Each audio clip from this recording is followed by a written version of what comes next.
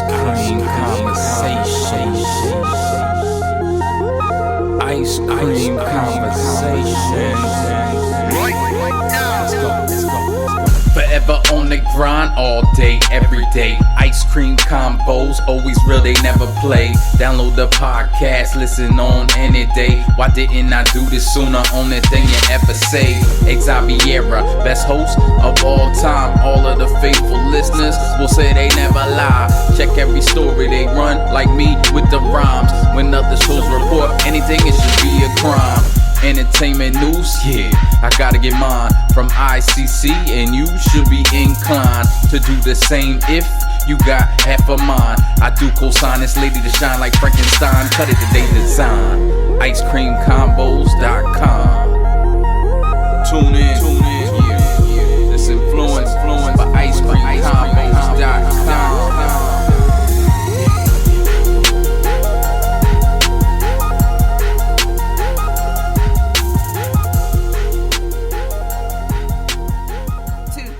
Welcome to the Ice Cream Convos Podcast, where we serve delicious scoops of entertainment and celebrity news. I am your host, Xaviera. And I'm your co-host, Karla. Professional mode. And we're back up in this motherfucker. Back up. I know you missed us, but we're back. I got on good draws and a new bra. Hey. About to give y'all this celebrity news and entertainment. I need Karla to snap on beat because she's snapping. Man, I couldn't catch you. I tried to catch it, then you went off. You changed the melody on me. I was like, wait a minute. Listen. I'm sorry. Karla. I'm not going to bully you like. Man, enough bullies out there. Okay, so yes, I pulled out the microphone because this is a wonderful occasion. I am so excited to be back. Okay, hold on, I'm gonna turn her off. Thanks for using. You're welcome. I'm just so excited to be back. Yes. You know, like since our last podcast, Nick Cannon has had 3 babies and he got 1 on the way. That's how long. That's crazy. Nah, it ain't. So 4, he'll be having his 4th. That's how long we've been going? Well, you know he up to 10 kids. I know. He up to 10. But just to let y'all know how long we have been gone, I was like, damn. I didn't realize it was that long. They done had 3 youngins since the last time we were on the podcast. Hey. But I am so excited to be back. Yes. We are in year 12 of Ice Cream Conversations, Karla. Man. Like, I 12. just appreciate you for being my ride or die, yo. You've been holding me down for so long. Man, my no. girl. So, just real I quick, love you. Thanks for having me. I enjoyed this ride, like for real. I love you Seriously. too. Just shout out to everyone who came out to celebrate with us. We had our 12th anniversary party in Atlanta at the Carlisle venue. It was still talking about it. Absolutely amazing. Our DJ was trash, but we're going to talk about that on another day. But the event was absolutely amazing. Everyone looked beautiful. You know, special shout out to our event sponsors, Natasha Brazil, Georgia Realtor Extraordinaire. Yes. Shout out to Romaine Lewis, the founder and CEO of SRL Enterprises. He was also one of our event sponsors. Shout out to Chef Tanisha Jackson, who had the illest and dopest dessert bar you have ever seen in your entire life. Yes, that was beautiful. It was just so dope. Oh my God. And it was delicious on top of that. So, just shout out to all of our, shout out to Tytisha Smith. She is like the best. And she is also one of our event sponsors. And shout out to her because she's actually running, she's like a big deal in Zeta Phi Beta.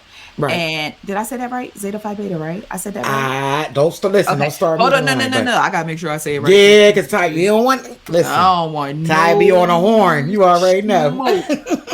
I don't want no none of that smoke from up north. And this dancery, I don't want it. I don't want any of this smoke. Hold on. Let me go in because I want to You already know. Yeah. We definitely don't want to. Just a heads up, Disrespect. if you hear any background information, any background noise, it may be my heater because God turned the heat off outside. I don't know if y'all knew, but yeah, God did definitely turn the heat off. Man, So listen. it is Zeta Phi Beta Sorority Okay. Incorporated. So Okay. yes. So Shout out to Ty. yes, shout out to her. She was also another one of our event sponsors. Just shout out to all of them because it was just an absolutely amazing event. If you have not, visit icecreamconvos.com right now to see the full recap, see the pictures. Everybody was looking good. My body shaper failed me though, but I ain't gonna talk about that. Girl, 'Cause bye. listen, my pandemic He was out there weight- looking beautiful. Everyone looked beautiful. Yes, Like, everyone looked beautiful. that was Absolutely. black excellence down there. I mean, honestly, to me, everyone, like, this was not saying that everyone didn't look nice at the other years or parties, but I felt like everyone just kind of was like glowing, like Yeah. that. Yeah, we did step it up. We stepped it up real For real. nice in that dancery. So just thank you all so much for just supporting Ice Cream Convos. I always Yeah. say, I do work like a Hebrew slave. Is that something I should get canceled over? Like, I don't even know what. You might be tapped dancing with Ye a little bit on that one. Because the Jewish media is not going to let y'all hear this. Yeah. No, Yeah. It's so actually, weird. y'all know I work very hard. Like I spend at least I'm probably about 15 to 24 hours a day with a laptop in my hand.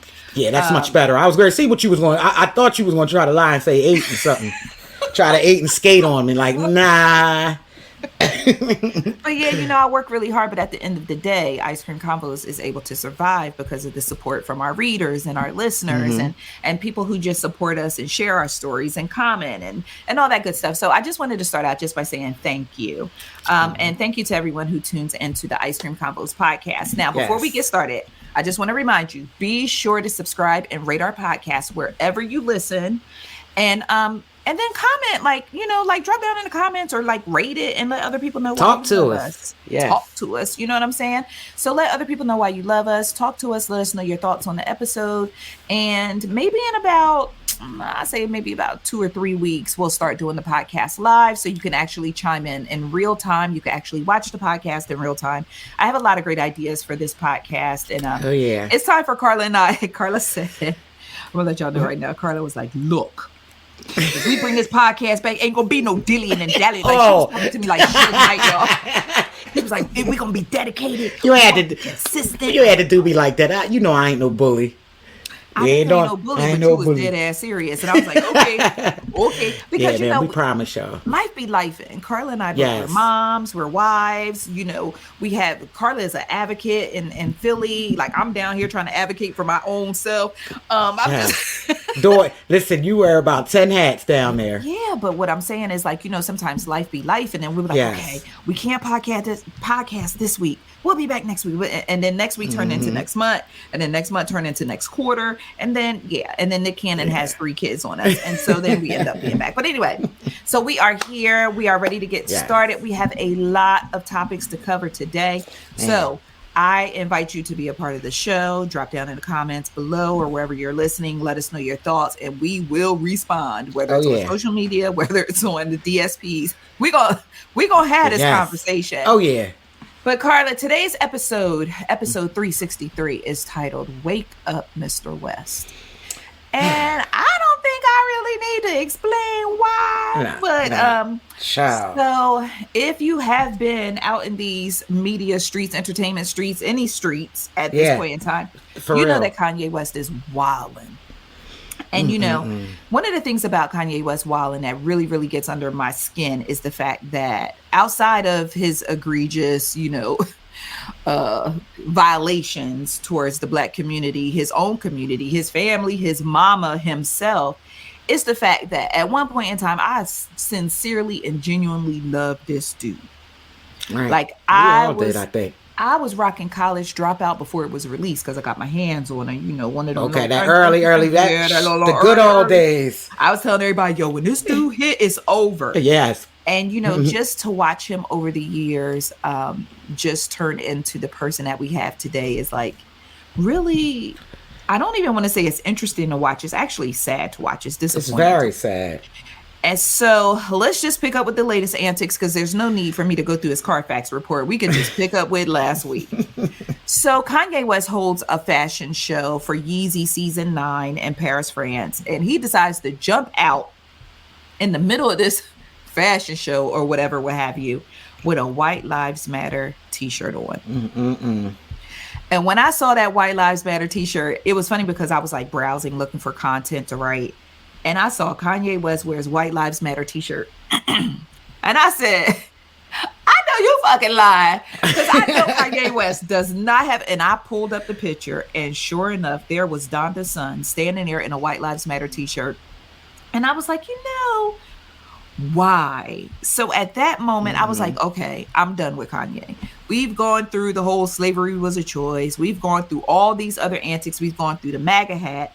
We've gone through all these different things. And then I don't know if I'm being a hypocrite, but at one point in time, because I love Kanye's music so much, I call myself trying to separate the music from the man. Yeah. Is that hypocrisy? Keep it 100. That is so, I think, like, subjective. Because, like, I don't know, that conversation has had a lot, but, like, how do you separate, especially in today, how do you separate the art from the man? Like, when everything is publicized. And the first thing I go to is R. Kelly.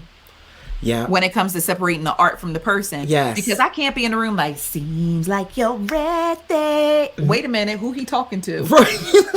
Exactly. Like that. And like, it may be hypocritical. It might be. But I feel like as a human being, it's kind of hard to separate. It is. And, I'm sitting up a few months ago, I was jamming to Donda. Like dragging in the calling you, telling you, yo, turn on this the one right here. This the one. And then here we are, and he has this White Lives Matter t-shirt on.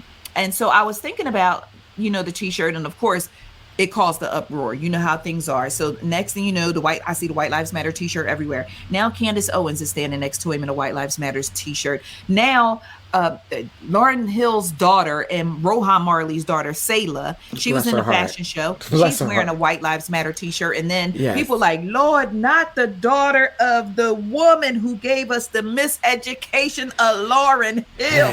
Like, not Bob Marley's granddaughter. Yeah. That's that irony of that, right? Wearing a White Lives Matter t-shirt. And so, there were a whole bunch of different conversations that broke off from this one incident. And of course, you can always go to icecreamconvos.com and look up these stories. But I was like, why? Like, what made him do this? And I came to 3 different conclusions. And I just want to take a moment to go through them, and I want your opinion on them. So obviously, the first is to agitate the Black community. Kanye West is mad at the Black community because we did not lose our shit when he didn't know where Chicago's birthday party was. Okay. And you remember he linked up with Jason Lee because Jason Lee was supposed to be his new, I'm just going to say publicist or whatever, his media outreach person. Right. I think it was some cool title they came up with. So, Jason know how to work the media. Jason knows how to work social media. Jason is one of the best in the game. Whether or not you like him, he knows what he's doing. That's true. So Jason started putting Kanye in videos and putting Kanye on social media. And Kanye's when, I don't know where my daughter is. The Kardashians kidnapped my daughter. It's her birthday. I don't even know where my daughter's birthday party is. And, and I'm like, woo. But any Black man who gets in cahoots with the Kardashians, if you get into bed with the Kardashians and they flip the mattress on you, it is not my responsibility to run out in the street and start picketing and no Roger, no rerun, no rent for your ass because you got played. Yeah, I know that. You better tell it. Facts. So my thing is, that's your family. That's your wife that you chose. Them your youngins you chose to have with her. First of all, why are you telling me? What am I supposed to do? Exactly. What can I do? I can't pull up to the party and be like, y'all dead wrong for not having Kanye. Or like, what am I supposed to do? Yeah. Why are you running social media and tell me? What am I supposed to do? So, I'm sorry, I'm getting a little wound up. I feel like I'm cutting you off. You got something you want to say? No, go ahead. You were I was listening. I'm going to wait till you because you gave me 2. You said. Okay. So he's upset because we didn't, I guess, go ape shit because he didn't know where his daughter's birthday party was. Right. So he's putting all this content out, these videos, and he's like, oh, my daughter's been kidnapped. And I'm like, well, wow, what a way to go. Because you don't know where the birthday party is, but now it's translating into kidnap. Kanye is a king of gaslighting. He is the king of gaslighting. Yes, so he is. You don't know where your daughter's birthday party is. So now she's been kidnapped, but you failed to tell everybody that you said you was going to have your own birthday party for her. So Kim was like, okay, do that. And we're going to have our party over here, which is none of your business because you having your party over there. The plans for your party fell through. Now you want to pull up to our party. And you don't know what a party is. It's so dysfunctional. It's extremely dysfunctional. So you don't know where our party is, but now the narrative turned into we kidnapped this 4-year-old baby. Okay, great. So then Travis Scott gave the drop on the party. Trash. Shout out to Travis Scott. Okay. I thought no snitching was the policy in the black community, but whatever. So Travis Scott gives Kanye the drop. He goes to the party and then, okay, that's on that. But Kanye is still harboring that. See, Kanye will shit on the black community and then turn around and try to weaponize us when he feels like he's been done dirty. So Kanye West, when we didn't stand up for him, when he couldn't go to this baby's party but ended up there anyway, that's why he made those White Lives Matters t-shirt to smack us in the face, because the first thing he said was when people were getting outraged and dragging him, well, where was y'all at when I couldn't go to my daughter's birthday party? I said, okay, Kanye. What are we supposed to do? Yeah, like what am I supposed to do, Karla? What you supposed to do in Philly? That's what I'm saying. Like that's just. I'm sorry, and I'm not making fun of it, but that just shows you how like there's no logic in that. Like it's no reason. That shows you Kanye truly is like he has a mental like there is. That's the bipolar part. Like honestly. All right, bet. I mean that's the part. Like I think that everyone keeps like.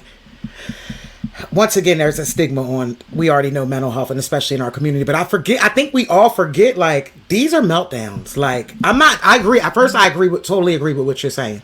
Every time, like, he uses us. He uses the black community to weaponize, to try to weaponize. But then I thought about, you triggered something when you said about using us. We were the same ones that attacked him, right? When he married Kim, when he said Kim Kardashian was the most beautiful woman before they got married, right? Yep. So he took literally that same anger. He tried to use that same anger and energy to flip it when things didn't work out between them. So I totally agree with you with that. But two, it's just like Kanye is not stable. Like no.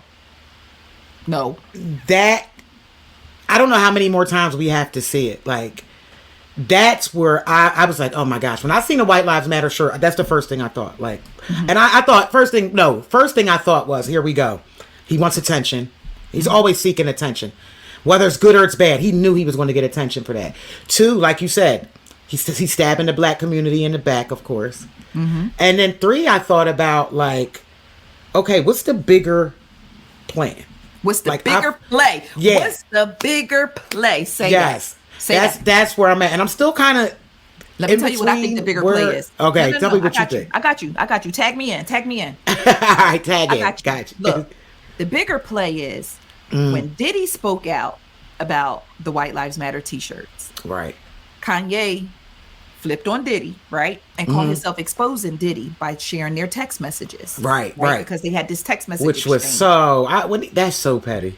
But in the text message exchange, Kanye said, I'm going to sell these t-shirts and get this money. Yeah, I did see that. Then they say like nothing's going to come in between nobody. Nobody's going to buy it in between me and my money. Okay. Me and my money. Okay. Yes. So now we know, number one, the White Lives Matter t-shirts were simply to agitate the black community, a slap in our face because we didn't pull up to Chicago's birthday party and punch some Kardashians in the face. Yep. Secondly, it's for profit. And third, Kanye is trying to position himself to run for president again in 2024. Absolutely. What better way to collect the votes of the white folks than to holler White Lives Matter? Exactly. Because all the white people who thought Kanye was a fool, still past, present, and future, think Kanye a fool. Yeah. The minute he says White Lives Matter, he's positioning himself against black people. Yep. And aligning with the white people. Which is going to fail, but he's also creating division within us. Right. That's the bigger piece, like because you actually have people that are backing Kanye. So now there's a division in the black culture because we're angry at anyone that supports Kanye, and they're angry at us for not supporting him. Right. So to me, like that's the bigger piece because at the end of the day, him running. Let's be realistic. He may run. It's a joke. It's a joke. It's a joke. On the conservative side of things, they're laughing. They This is a joke to them. They will never, ever align themselves with him. No. And Ever. and I felt when I said like he's trying to get the white people, that felt like it felt really racist-y the way I said it, but that's not the way I meant it. You know what I'm saying? No, Because, exactly. We know I'm what just you saying, meant. yeah, because he's trying to discredit Black Lives Matter. Yes. Excuse Yes. me. He's trying to discredit Black Lives Matter. And Yeah. And The thing- the scary part, I didn't mean to cut you off. The real sad part about it is like, we all know that poor and black people spend 3 times more than anyone else, right? Mm-hmm. So out of that, he already said it's for profit. Mm-hmm. So the same people that he is hurting will also buy it. He'll also make money. And that's the part I think that bothers me the most. it is, yeah. You know, It is. the same people that he's, just that he's hurting, that's who made him who he is. And I Period. just want to speak to the whole, like, do we in 2022, in the year of our Lord 2022, do we really have to explain to people still that the Black Lives Matter organization and the Black Lives Matter movement and what Black Lives Matter actually stands for, they can be 2 separate entities? Right. Does that need to be Absolutely. explained to people? It may. Because I see a lot of people discrediting the entire Black Lives Matter Yeah. period, just because some of the people in the organization may have had some misdealings or misdoings or whatever, so on and so forth. Like that Patrice Collier or whatever her name is, all the people that's part of the organization, they have never been at the forefront of Yeah. me saying Black Lives Matter. They have Right. never been a part of me feeling like Black Lives Matter. And the Right. thing is, we've had this conversation, I think, many podcasts ago. But when you say Black Lives Matter, it's not saying that no one else's life matters. And Kanye West is fully aware of that. Yeah. So for him to think he's making a White Lives Matter shirt just to remind people that white lives matter. He knows too. better than that. That's an excuse. He Right. knows better than that. He knows better than that. And then he tries to play semantics with the whole, well, white lives matter. I married a white woman, but then you turn around and holler, your kids are black. So Yeah. make up your decision. Because if you're hollering you have black children, but you're wearing a White Lives Matter t-shirt, which has been designed to shit on the notion that Black Lives Matter, then what are you saying to your children? Yep. Like, it's so like That's the literally, instability. That's the mental part right there. I'm telling when you. you say it out loud, it make you feel crazy. Yeah. Like when you start really saying this Yeah. stuff out loud, or really when you try to explain what Kanye West does, or when you try to explain his antics, it make you feel crazy. Well, that's a perfect definition of how you know that he is not stable, because it doesn't make any sense. If you really listen to, which I don't, I not these days. I would never listen to a Kanye West interview, but if you listen to Kanye, you're going to get lost. And don't feel bad, because so is the rest of the world. It's because it doesn't make sense. It doesn't make logical sense. It doesn't. It doesn't, because he contradicts himself so much. So let's move Yeah. along, because so when Diddy spoke out, he attacked Diddy. He put out the text messages. Then he aligned himself with Mace, because Mace, the good pass of Mace and Becca. Mace is already beefing with Diddy over Yes. this money and this record labels, the record If deal they don't go stuff. sit down like that, that shit just. I'm just like, what is going on? Wild to watch people try. It's wild to watch people who how can I say? Ain't nobody checking for her? They ain't shit. Like, it's just wild to watch people who ain't shit like come together like Avengers and true that. form Yup. an alliance. Yes. Of ain't shit. And it's like, okay, so now Kanye is aligning with Mace, and then Mace is dogging Diddy, and then Diddy is calling Mace a fake pastor and saying that Mace actually owes him $3 million. Yes. But then Diddy, for years, you have had the reputation of not paying your artists what they deserve, robbing your Yes. artists, or putting them in those. There's a reason why there was a phrase called the Diddy contract. Anybody Yeah. remember the Diddy True that. contract? Yeah. Like, you ain't about to get me in That's Diddy that Diddy contract. Yeah, for real. Listen, I know Diddy need to there stop were playing. people who were signed to Bad Boy Entertainment at the height of their career and were still having to go to the WIC office to get food and milk for their children. Crazy. So to hear Diddy say, well, if I robbed you, then you show me the receipts. And if you show me the receipts, then I'll go ahead and pay you. I know we've literally like slid over to Diddy real quick, but I have to go ahead and check this real fast. But with that being said, Diddy, if the people were signed to your label, see, this is the old record label trick, and I'm gonna tell y'all some tig. This is why I went independent from the gate, and I may not have had the success that I have wanted to, but every dime I made came back to me. When you sign those deals, a lot of times, and Glorilla is going through it right now, they trick people into signing with the label, using the label's attorney, and using the label's accountant. If you're using the attorney and the accountant for the record label that you signed to, who do you think that attorney and that accountant, who do you think they're going to make sure their best interest is? Okay. Okay. Okay. Wow, and I didn't even know that's what they did. I just recently heard something similar to that, but that is so wow. It's if the artists are going to try to get these receipts, they have to get them from the accountant that was under Bad Boy, who can already finesse the numbers. Yes. It's just nonsense. Yeah, anyway, it is. Crazy. So then you have Kanye aligning with Mace, and then him and Mace try to go at Diddy, and then Diddy says blah, blah, blah, blah, blah. All right, so fast forward. So Kanye West goes on these crazy rants on social media. So some blog sites literally will tell you everything, single thing Kanye West says in real time.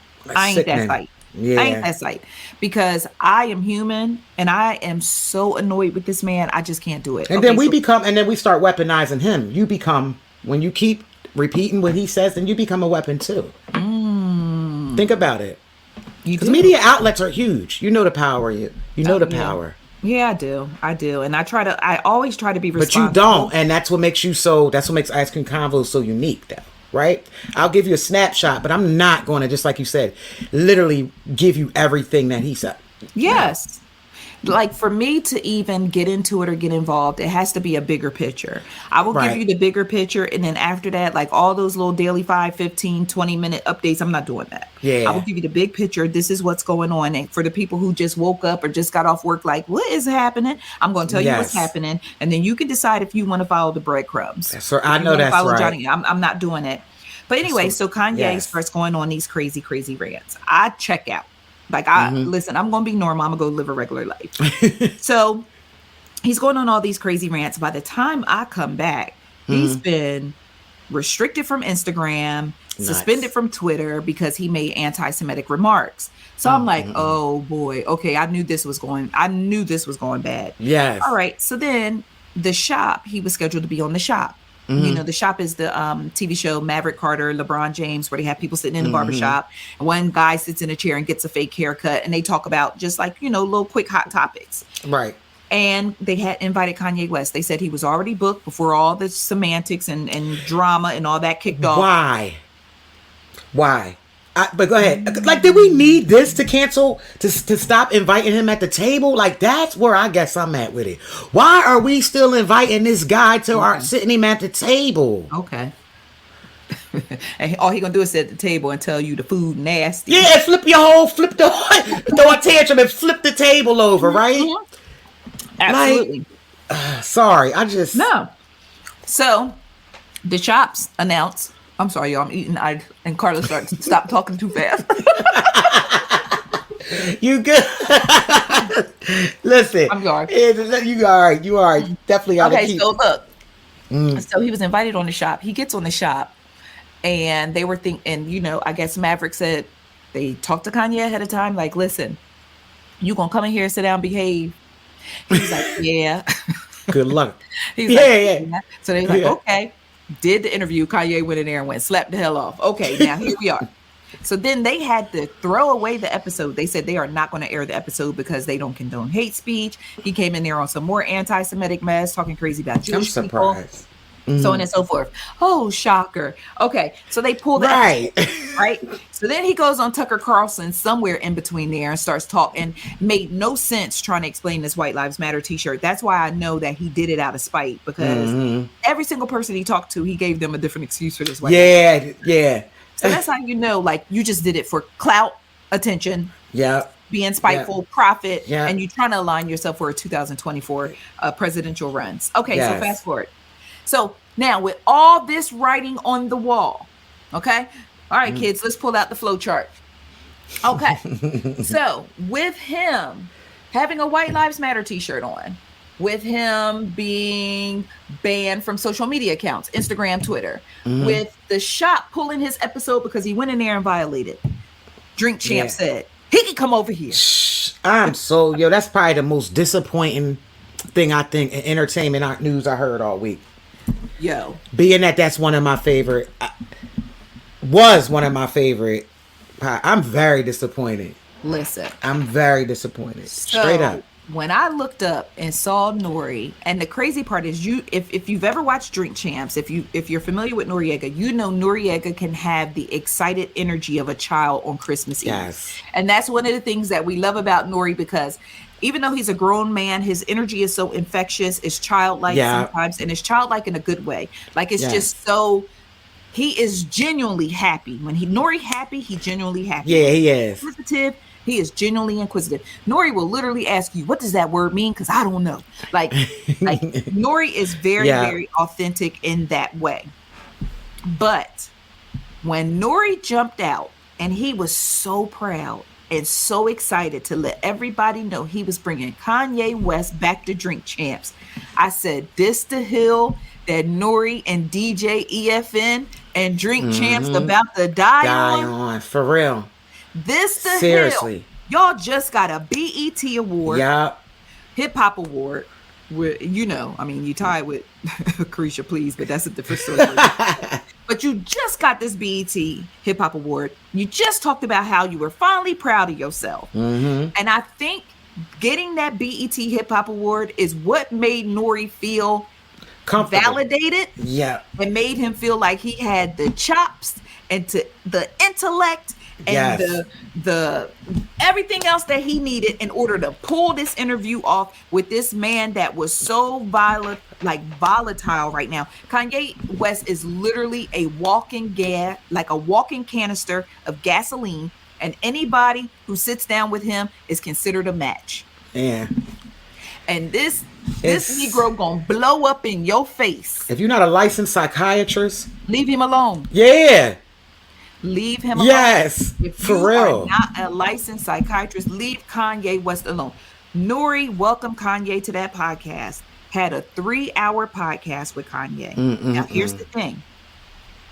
Kanye is a narcissist. We already know that. But he is a master manipulator. Kanye West got all the doors were closed in his face, right? He was like, I'm going to call Nori, the dummy that's gonna be happy enough to have me on his show, right? And the same way he tried to do with Maverick, I'm gonna behave. I'm gonna come in. I'm gonna be cool. Nori claims that Kanye West gave him that same energy, but when Kanye West walked into that Drink Champs interview, he announced that he will get up and leave if he ain't allowed to just run free. That's what the problem I had. And Nori admitted he didn't want a Birdman moment.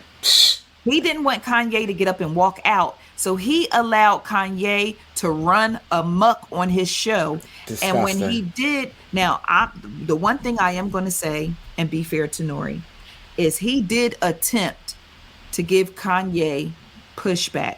And when I say the pushback, hold on. The pushback that he gave Kanye West is the same amount of pushback that you would give a 2-year-old that's reaching for a cookie. And you don't want her to have that cookie. That is the amount of pushback that he gave Kanye West. This month, Kanye West would say something crazy about Jewish people. And Nori say, but we love Jewish people. Give it up for Jewish people. Just ignorant. What? Nori. Okay. Now, here's the thing. Someone said this so eloquently, I can't even take credit for it. Somebody said, how do you expect a N-word who have a show called Drink Champs to be Barbara Walters? Listen, I love it. Yes, exactly. Where they get, and that's where the manipulation of Kanye. Kanye said, "Oh, word." And they do like 3-hour interviews. Where else is he going to get a 3-hour a platform like that to just run them up? Just run them up. And you ain't doing it on national television. 5-10 minutes into the interview, I want y'all to hear what Kanye West said. 5 or 10 minutes into this interview, they hit him with the fentanyl. If you look, the guy's knee wasn't even on his neck like that. When he said mama is his girlfriend. They said he screamed for his mama. Mama was his girlfriend. It's in the documentary. But something that hit me, that fucked me up when I was watching the documentary, and it said they want a tall guy like me. When I looked at that image of him, this tall black dude with the bald head, he reminded me of somebody else. Who do you think he reminded me of? Virgil. He reminded me of Virgil. For those of you who don't know, Kanye West is talking about George Floyd. Oh my gosh. Kanye West sat on Drink Champs so and said that George disrespectful. Floyd died from a fentanyl overdose because Derek Chauvin's knee wasn't really even on his neck like that. What do you mean? So you're telling us people didn't see what they saw? Like that's what he's insulting people's intelligence. But tell me what Nori said. How did Nori push back? What did Nori say? Yeah, what did Nori say? Not a damn thing. He let that man go. He let him go. Because see, I wouldn't even entertain the interview. I would have allowed Kanye to walk out. Yes. And here's the thing. Like, and, you know, a lot of times, you know, I don't consider myself a journalist. I try to have journalistic integrity. That's what I try to do. I don't consider myself a journalist. I didn't go to school for it. I don't have the credentials, all that stuff, because there's some people who still paying back loans because they put in the work to be a journalist, right? True. And Nori, after this interview, of course, okay, so let me, my brain is just oozing. Okay. It's a lot. It's a lot. Okay, so Kanye West gets on here. He says these things about George Floyd. Nori don't say nothing. Yeah, but see, this is my question. When you have a platform as large as Drink Champs, right? To me, when you don't respond, you're agreeing. You're co-signing. Yeah. And that's where I feel like that's when you become a weapon too. You know what Kanye did? Kanye weaponized Nori's ignorance. Yeah. He weaponized Nori's that's where the manipulation came in. He knew what he was dealing with. Yeah. But he knew that he was going to come there. First of all, let's keep it 100. All right. Oh, okay. Okay. We about to have a real conversation now. Karla, you ready to have a real conversation? Because we about to have a real conversation. First things first. I'm going to keep it 100. I'm going to keep it a bean, a buck, 100, a cluck, a duck, a fuck. I don't care. I'm keeping it. I knew this day was coming for Nori. Yeah. What, yay? Or you just knew this day was coming, period, for Nori? I knew Nori's day was coming. As much as I tried to let the past be the past, as much as I tried to let things go, as much as I tried to support another black man in media, I know where you're going. I knew this day was coming. And the fact that Noriega is getting roasted like a chestnut on an open fire does not break my heart one bit. I know. It does not break my heart one bit. And the reason being is because many years ago, before Nori jumped into my lane, and I'm going to say my lane, right? Not a lane that I own. No, not a that's lane facts. that I own, but my lane, right? A lane that I share with several other extremely, extremely talented people and creative people. But Nori jumped into my lane. My lane is media. And my lane is podcasting. But he jumped into a lane that he doesn't have respect for. Because many moons ago, Noriega was supposed to be a guest on the Ice Cream Convos Podcast. Hello. And for those of you who have been rocking with us from day one, you recall this. Nori was supposed to be a guest on the Ice Cream Convos Podcast. Karla and I were literally live on air waiting for Noriega to show up on this podcast that he had already confirmed. It wasn't yo, you want to come through? Oh yeah. Nah, it was confirmed. We were waiting for him. Yeah. It was confirmed through his team. It was confirmed. I literally spoke to Noriega myself, whatever, because I wrote that article about him on allhiphop.com, and he got hype about it, and we invited him on the show. Yes. Okay. Noriega stood us up on this Ice Cream Convos podcast. We were literally live on the air waiting for him, basically stalling, BSing, bullshitting, trying to get to the podcast to give him time to get here, because again, we're dealing with rappers. We know sometimes they be on CPT time or Drink Champs time where they pissy drunk somewhere or whatever, right? Right. We were trying to give him grace, and we tried to wait.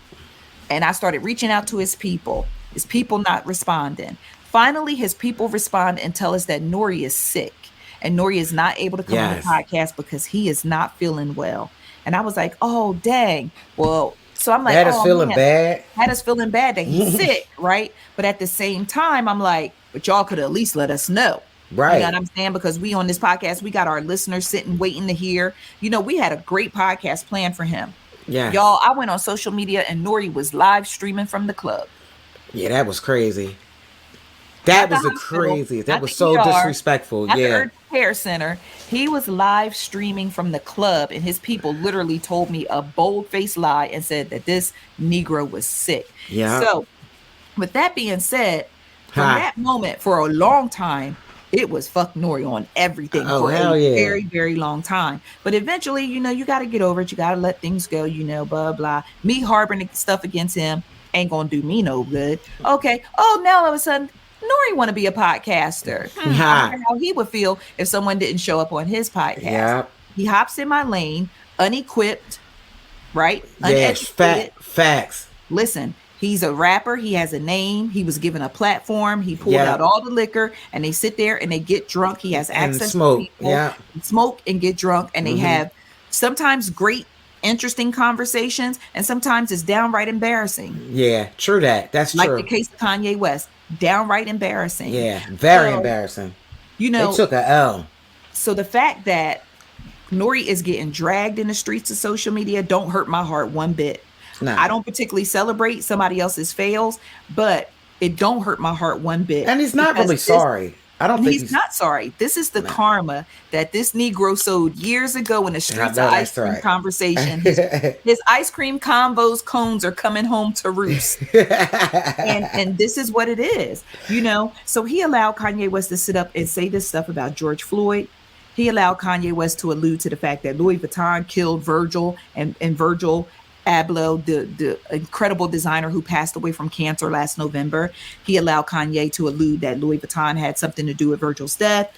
And then he allowed Kanye to continue his anti-Jewish remarks. Yeah. Wow. Now, here's the thing. At first, I was like, I'm not going to listen to the interview. But then I was like, you know what?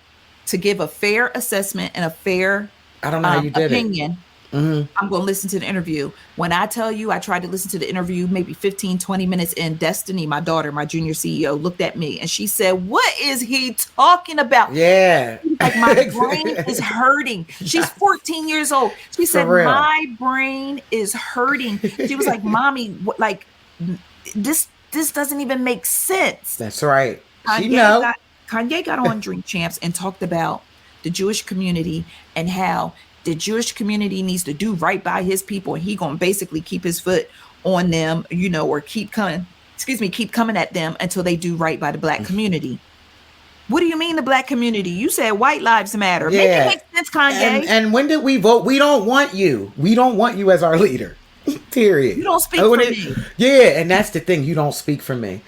But you know what? We have to come to a realization too. Why are we expecting people like Nori, people like Kanye, they can't relate to us? It's a disconnect, right? They don't got the issues that we got. If they get pulled over, the cops, white or black, no. Oh, that's Nori. What's up? What's up? Not even a ticket. Go on. Same thing with Kanye. So there's a disconnect. You know, I feel like we see it a lot. Same thing when Lil Wayne said he don't believe in racism, or he don't see racism, whatever that ignorant shit was he said. But we have to look at it when they get to a certain level. There is a disconnect because they're rich. And let's be honest, like, yeah, it's racism, it's black versus white, but the bigger picture is really rich versus poor at the end of the day. Like, seriously. Yeah. So there's a disconnect. They're not going through the issues that, like, the George Floyd family and just other people went through. They're not going through that. They live up somewhere secluded. They don't go through those problems. So we can't expect them to be... I think we expect them to be the voice, or we look for them to say things to empower us, but no, we're... For what? But at the same time, when they say things to hurt us, we could take their power away. We just have to be willing to sacrifice. Stop buying the Yeezys. They're ugly anyway. I'm just going to keep it... That's just my opinion. They ugly. I mean, like, why are we still supporting Kanye? Here's the other thing that I find really interesting, because you said something that kind of triggered me as well. Like, the fact that they don't represent us, there is a disconnect.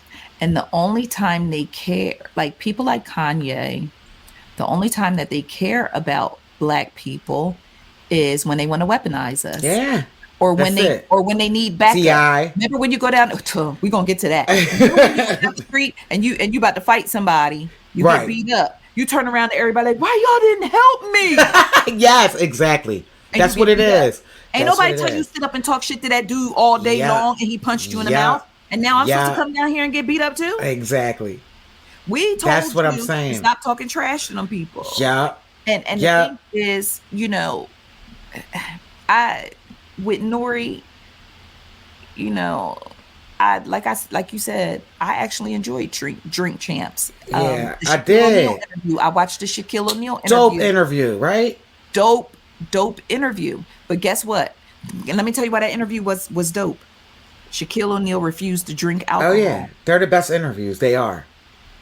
And if you look at the whole that's a whole nother topic. Okay, that's a whole nother topic. Yeah. We'll be doing that. Just with that being said, if you watch the Drink Champs interview, if you didn't watch the Drink Champs interview, Nori sat there. Number one, he's friends with Kanye. Number two, he was gassed to have Kanye there. Number three, they was drinking. Number four, they was smoking weed. Number five, the only reason Nori... Was Kanye drinking? I'm sorry, I didn't mean to cut you off. Was Kanye drinking?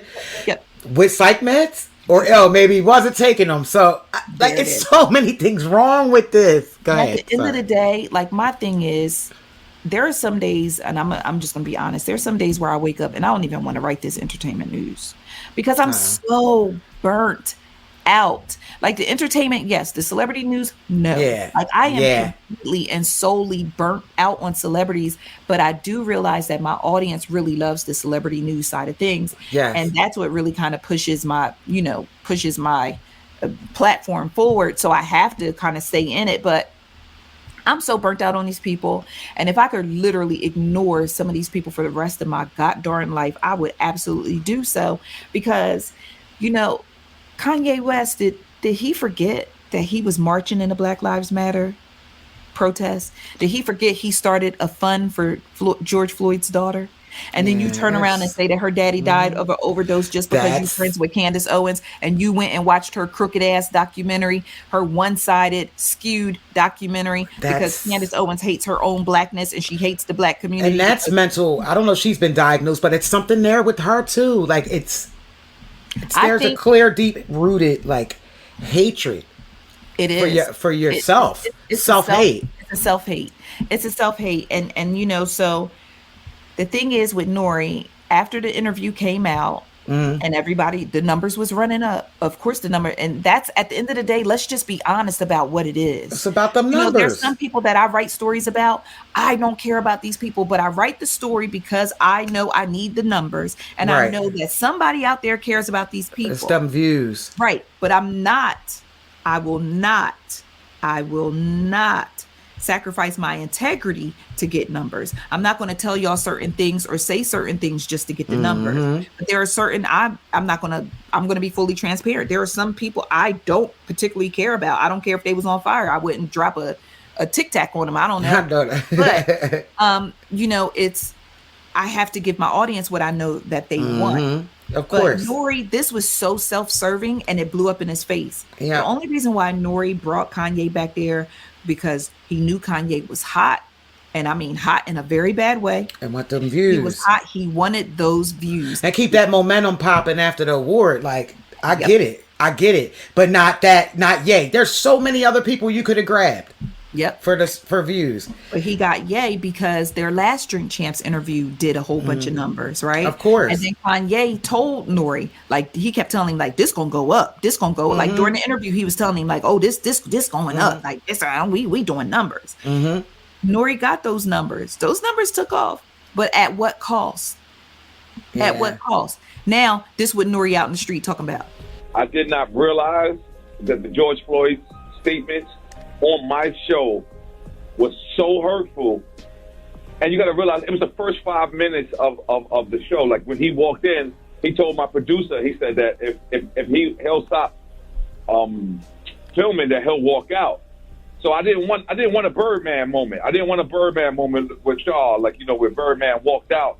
So I wanted the man to speak. But later on, like, I actually checked him about the George Floyd's comments. I actually checked him about the White Lives Matter. But it was so later in the episode, and it was so like, you know, I was already inebriated at that time that maybe people looked over it.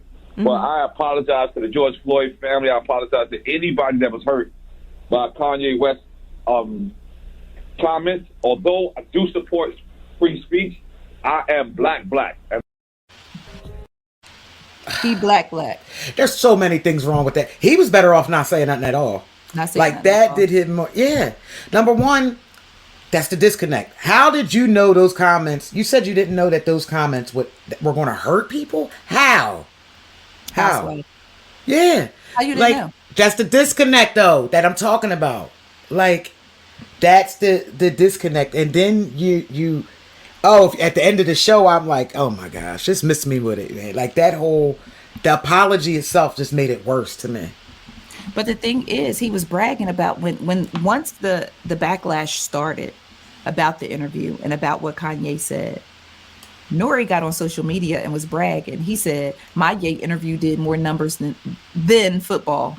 Not Dan, but he's a journalist. He said his numbers did more than football. So while people are upset, you're bragging about the number. Yeah, because of that disconnect. It wasn't until the attorney for George Floyd's family said that they were considering taking legal action. Oh, yeah. Because of Kanye's remarks. Now, Nori regretted. He apologized to the George Floyd family. He had no idea those comments were so hurtful. I was inebriated. Then maybe you need to stop getting pissy drunk while you have a platform that goes out to millions of people. That's an excuse. Because the drunkest person, I don't care how drunk you are, you know that. Like, I hate people that make excuses. Stand on what you did. Period. Don't make excuses. How about this? What is it? A drunk mind speaks a sober tongue? Yeah. Yep. Okay. And that's the thing. Like, he's just making a bunch of excuses. And they're worried about lawsuits. That's probably why I got yanked. Because honestly, you could come for Drink Champs too, because that's the platform that allowed that's like fake news. But peep this. Before the interview aired, Diddy released a disclaimer at the beginning of the episode saying that Revolt has no liability. Oh yeah, his lawyers got right on the horn. Oh yeah. That doesn't mean that you can't though. Because even though you pulled it down, it was still aired. There's still a lot of views before you pulled it. There's still clips people took clips this morning. There's still clips floating around because now people How you think I got that one that I shared on the show? Right. Like how do you, like it's the sad clips are still out there, but it's just funny how. And here's the thing though, because at this point I feel like Diddy is complicit, because if Diddy put that disclaimer up, he knew some wild stuff was said in that interview. Yeah. Or he knew, or he had the wherewithal to know that Kanye West was a loose cannon and that he was going to say something that could potentially put them in hot water. But we're giving him too much credit, and his attorneys did it. His attorneys did it. Sorry. Diddy somewhere dancing in the mirror. Yeah, I just think they're so it's just let me down. That was disgusting, and I hope that just for the principle that lawsuit, they actually do file a lawsuit against Kanye West. Mm-hmm. Candace too, get her too. And here's the thing. We took a lot of time talking about this Kanye West because I guess it's just so convoluted. It's just so. It is. it's so many layers to it, and it's so much nonsense. And you know, again, it's like we're just dumping months and months and months of stuff that we haven't been able to talk about on a weekly basis. But before I go, I do want to talk a little bit about, before we take a break, I do want to talk about how I noticed on the Ice Cream Convos Facebook page, because that's where I engage my audience the most. And when I first put this interview out, I put it out under the caption, Kanye West is the hill that Drink Champs, Nori and Drink Champs decided to die on. And I had so many people coming at me so crazy. And it's so funny how I noticed that Black people try to weaponize, and I'm just speaking to my community. That's why I'm saying Black people, because I know somebody in every community does it, but I'm talking to the community that is near and dear to my heart and that I'm a part of. Right. We have a tendency to call people sheep when they don't agree with us. We have a tendency to call people sheep or groupthink and all these other, you know, like gaslighty words, you know, like say, for instance, if I'm like, oh, Kanye West, people need to stop giving Kanye West a platform. Oh, y'all just sheep. Kanye was talking, dropping gems. I had they are that's so funny when you actually hear the sheep call the people that are kind of woke.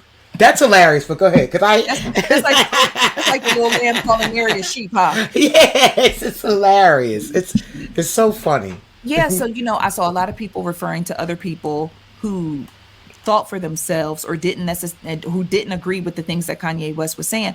You know, you're automatically called a sheep, or you're automatically called stupid, or you're told to wake up, or you're told to, you know, oh, you're gonna realize y'all the same people Kanye talking about, and this, that, and the third. And while it's annoying, it's also alarming that there are people who actually believe the things and the logic and the rhetoric and these theories that Kanye West put out. Now, I'm going to leave. But it goes both ways, right? I forget who said it, but they said, you know, as individuals, we are intelligent. But once you start getting us in masses and groups, we become stupid, right? So you ever been somewhere, right, and you'll hear something and you're like, I know that's not true. Then you hear it again, and then somebody else is telling you, then more and more people, and you're like, well, it has to be true. Because all these people wouldn't. Or that's am I how wrong? we are. Or second guessing your own. Yeah, but most of the time, we kind of flock along. Most of the time, depending on what it is. I'm just saying as a whole, we do. You think about some of the things that, I mean, I hate to throw this one out there, but I am. Just like they got us believing that the iPhone, you have to have an iPhone, right?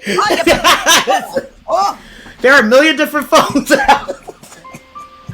Let me tell you what you're not about to do today. You're not about to talk about the iPhone. But that too, I'm also right. But and listen, I'm mixing. Right. But we all, even I'm using a simple thing. But sometimes we're like, oh, I gotta. Yeah, if it's that, if they're saying that instead of looking at things and just. But I don't know. Like people are like people are just bullying too. That's another thing. Like if you don't agree with my opinion, there's no gray. It's either black or white. You either agree with me or you don't. That's the kind of world we're in now. And there's some things there is in between. Everything's not in black and white all the time. But let me just be fair and say this. I don't know how much of the Drink Champs interview I was actually able to watch, because I reached a point where I was like, yo, my brain can't digest this, right? But there were moments, and what's sad about Kanye West is there were moments when he said things that made logical sense. It was almost like putting a diamond in a polished ship. There were moments where he said things that literally, I was like, that actually makes sense. He's actually right about that. And then you come right behind it and say something that is absolutely asinine, like right behind it. Yeah. So it's like, it's almost like searching for a needle in a haystack with him. Yeah. And the haystack are poisonous needles, right?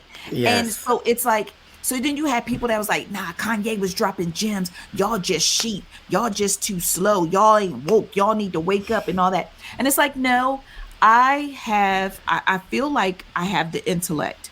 I feel like I am intelligent enough to know what makes sense and what does not make sense. Yeah. What is logical thinking and what is you need to go see your doctor. Yes. Like I feel like I have the wherewithal to make logical choices, logical decisions, and understand what I believe makes sense for me and my family and the people I love and the people around me.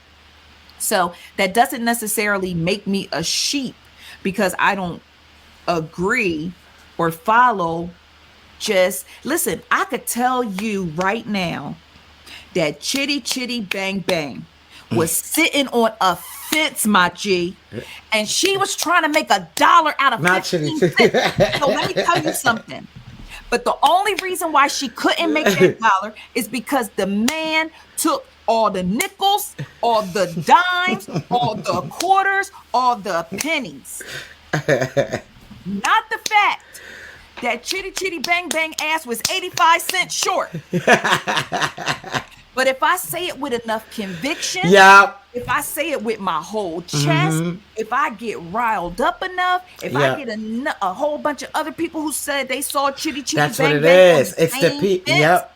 I can convince y'all that I'm making sense. Yeah, absolutely. I can convince y'all. It's what do they always say? It's not what you say, it's how you say it. Yeah, that is so true. Every single time, don't they tell you that? Yeah. It's not what you say, it's how you say it. Yeah. So my thing is, just because I'm yelling loud and I'm being aggressive and I'm telling y'all that Chitty Chitty Bang Bang would have had $1 if it wasn't for the man, if it wasn't for the system, if it wasn't for this, then no. Chitty Chitty Bang Bang was 85 cents short. I don't care how. I don't care if y'all call me a sheep. I don't care if y'all call me a Sherlin jacket. I don't care if y'all call me wool. I don't care. She was 85 cents short of $1. Yeah, people be but that's that bullying too. And that's also gaslighting. That's a form of gaslighting when you're calling people sheep because they have they form their own opinions and don't go along with the norm. It's ridiculous. It is. All of us to give each other a space to think for ourselves, because when people's coming in there talking about Kanye a genius, he is very smart. He is very smart. We can't take that part away from him, but he also has bipolar disorder, and no disrespect. And this is a fact. You can look it up. I'm not making it up. He was diagnosed with it. And I think when he's off his meds, if he takes his meds, I believe Kanye is very stable. But I believe when we see Kanye, like we see him on Drink Champs, and I believe he's not on. I believe he's off his meds. That's just me. Because there are moments where you have glimpses where you're like, wait a minute, that's Donda baby. Yep. There are moments when you see Donda's baby. Yeah. And that's what makes me sad, because I really, really, as someone who lost my mom, I know what that's like. Right. And I feel like, at what point are we going to stop making the excuses for him that, oh, he ain't been right since his mom passed? Yeah. Because, and I understand that death and grief affects everyone differently, right? And I also understand that mental illness affects everyone differently. But there are times when I really sit and think, how much of this is the grief? How much of this is the mental illness? And how much of this is just his personality, like personified, like just... I think most of it, half of it's mental health, because even like you look at narcissism, that's mental health, right? Oh, yeah, you're right. So all of it, I think the grief just triggered. He may have already had it, and the grief probably triggered it. We don't know. I don't think Kanye ever coped. Did he ever really cope with the death of his mom, or did he just keep going? So it's just so many. I just know we saw a change when his mother passed. That's the one fact that we know. Absolutely. Once his mother passed, this is who we got. And it just gotten worse. But now, like, the whole entertainment business has become like we're enablers, because we've seen him, and honestly, it's just going to get worse. Kanye has these rants, these meltdowns, and it's sad. It's really sad. This is a father. Like, at the end of the day, he's a father of 4 kids. Yeah. 4 black children. Exactly. but he didn't have a Black Lives Matter shirt on. Nice. All right. So let's go ahead and take a break because I feel like my brain is oozing. So let's go ahead and take a break, and I'm gonna chew some ice, drink some water, and then when we come back, I want to talk about Nicki Minaj and Latto. Oh gosh. All right, y'all, go ahead and take your bathroom breaks, and we'll be right back. All right, guys, we are back. Now, be sure to subscribe and rate to the podcast wherever you listen and let others know why you love us. And we invite you to be a part of the convo by sharing your thoughts on Kanye West, Nori, Drink Champs, the podcast. You know, whatever you're feeling about the first segment, because, child, I'm worn out now. But whatever we discussed on today's show, you can always share your thoughts and your feedback with us by dropping down in the comments below or joining us on our socials to let us know your thoughts. All right, so I want to talk about Onika Mirage. That was another government. Oh, okay. So, last week, the Grammys, the rap committee, basically, I don't want to say they announced it because they didn't announce it, but they chose to move Super Freaky Girl out of the rap category into the pop category. So for those of you, it's like, okay, big deal. Well, okay, basically what's happening. This is a time of year where all the recording artists start submitting their songs and albums and everything for Grammy consideration to be nominated for a Grammy. Nicki Minaj submitted her songs, and she submitted Super Freaky Girl to the rap category. And the rap committee, you know, I don't know if you guys know, but at the recording academy, they have different committees. And they have a rap committee, and the rap committee said, I know, we're going to go ahead and push Super Freaky Girl over to the pop category. Mm-hmm. And Nicki was very upset about that. Child. So if you're not familiar with Super Freaky Girl, it's Nicki's latest single, and it's the one that samples Rick James. She's a very freaky girl. Oh, do I need to? That won't come home to my dad. You will not just I should get on the story. That girl is crazy. No, this is my part. She's all right. So the song samples Rick James' classic tune, right? Mm-hmm. And of course, she's rapping throughout the song. And to me, in my personal opinion, like, I 100% support Nicki Minaj in being upset about this because the song. Tell me what rap song out now doesn't really give pop appeal. We went through a whole. That's what I'm saying. Like, all in a minute, all the music that's out now feels like it's genre bending, right? Yep.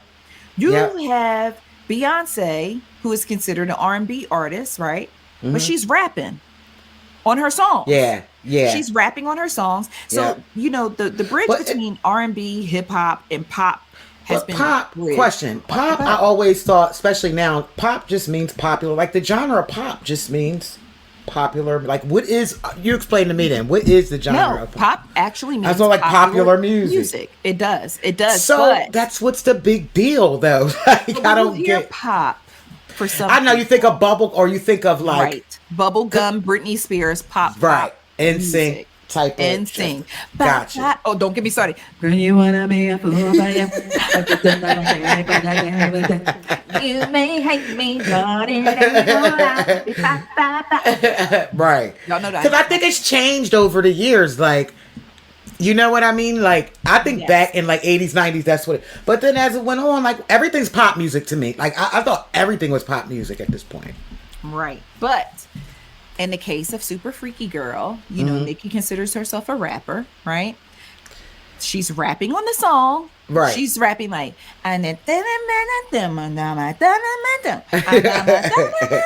but I mean, listen, we had Nicki super bass. Like, this is Nicki's bag. Nicki has always been able to give us like really, really hardcore hip hop, and then she's been able to give us those tunes that them white girls gonna go crazy over or on their TikToks, right? Yeah.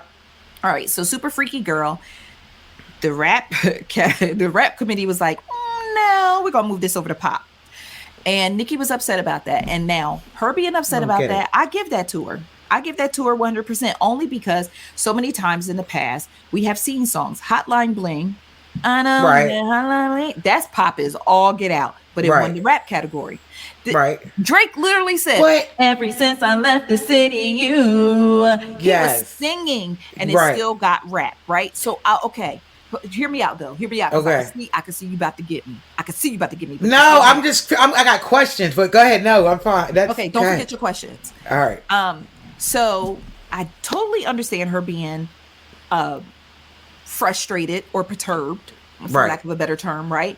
By the rap committee moving Super Freaky Girl from rap over to pop. But let me tell you why it super duper gets under her skin. Because now the girls that Nicki is, what's the word I want to use? Up against? The girls that Nicki wants to spank on the behind to let them know that she's still queen, she's no longer competing against them in that category because they done bumped her over the pop. You see what I'm Right. saying? Yeah. So that's like that's if we're in a podcast category and they move us over to like smooth tunes and no, we a podcast. Like, why you moving me over to smooth tunes? Right. So I totally understand that. So for her, it was extra frustrating because she says she feels like they keep moving the goalposts when it comes to her. And they moved her music out of the rap category over to pop, basically saying, I mean, yeah, you're a rapper, but not on this song. Because I think out of everything that she released, she felt like that song had the strongest chance out of everything that because she did the song with Little Baby.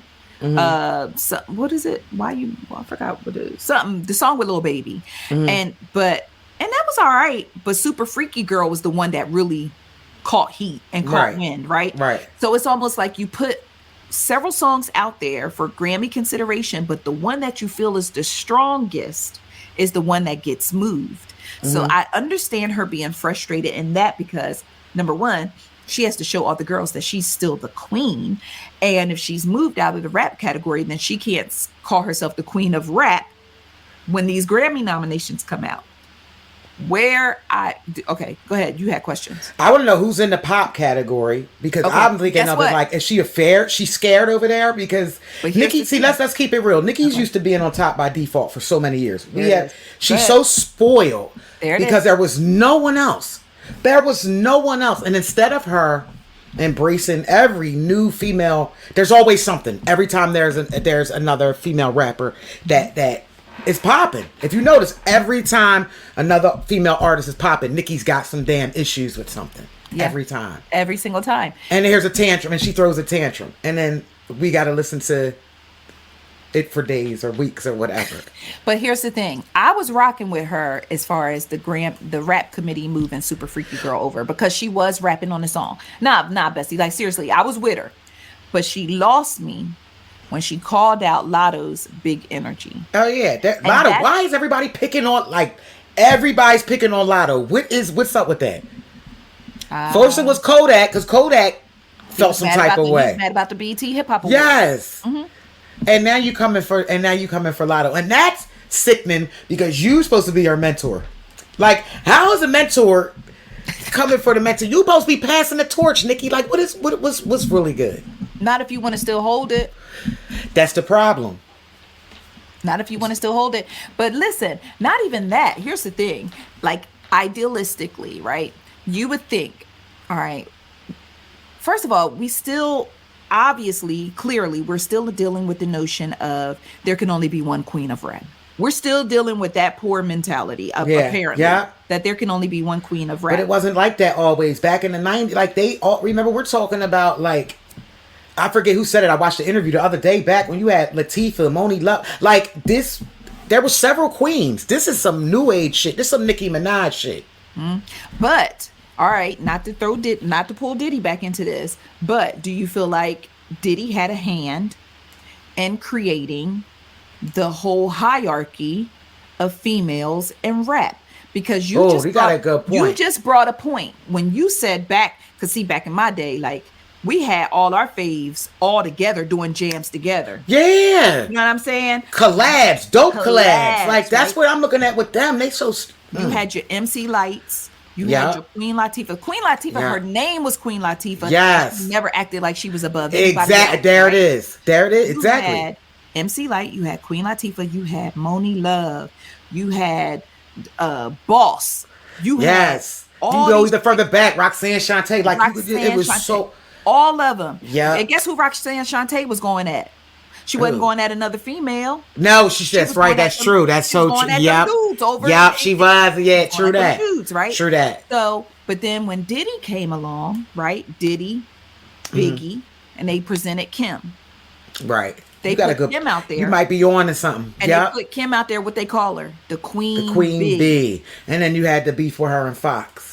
Like And then that was the only other so they created the prototype with Kim, Yes, right? yeah. Because back then my rappers was wearing Timbs and baggy jeans, Yeah. and pullovers, right? True. But then you brought you introduced this new type of female hip hop rap, right? Mm-hmm. Kim out there half naked, she popping her coochie, she talking very Yes. sexualized. That was the first all time that. we seen that. Yes. First time we really seen that, right? Yeah. So then all the dudes was like, Yeah. this what That we album doing cover, now? they was Squatting and everything. With Yeah. So then, okay. So then the other side was like, all right, well, we need a rival. Mm-hmm. Let's go ahead and give them Foxy Brown. Yeah. Foxy came out, same package, Yes. right? Same Same package, except now we got a beautifully melanated, deep, dark Mm-hmm. chocolate sister out here doing the same thing, right? Mm-hmm. They spent their whole careers going head to head, battling each Yeah. other, calling each other, beefing. Their whole I think it actually careers. hindered their careers if you really think about it. Absolutely, because now you got division, right? Yeah. So now I gotta go to the store.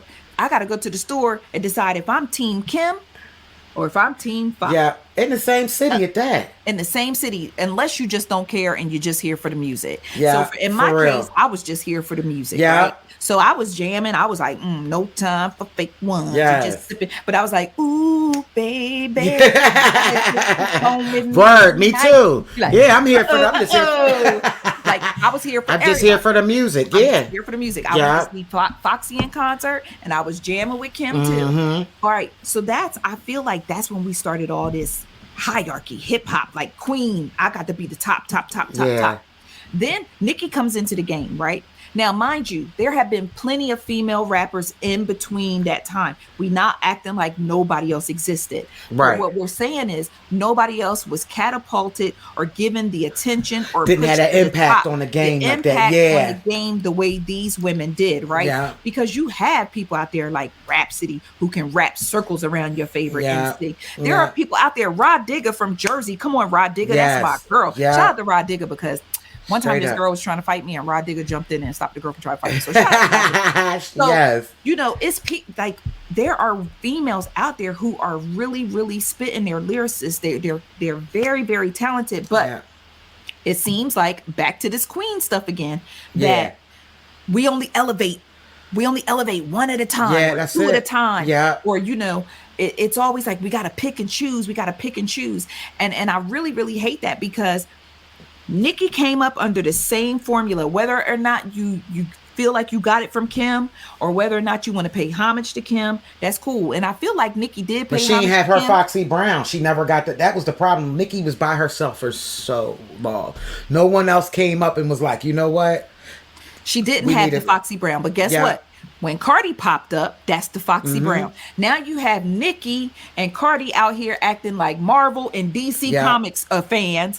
You know what I'm saying? Because you have Yeah. some people who feel like DC Comics is better than Marvel Studios, but Yes. when them two jokers get together, they bang it out. People argue Exactly. all day long about DC Yeah, and Marvel. that is so true. And I just think about the dope ass music we could be getting if Cardi and Nicki was in the studio together. You know what I'm saying? But yeah. again, divisive. And that's one of the things that has always plagued the Black community is Yep, divisiveness. exactly. And so with Nicki, like you said, for a very long time, I remember Nicki going to the podium after winning award after award. Same Yes. show. She was Yeah. like, again. Yeah.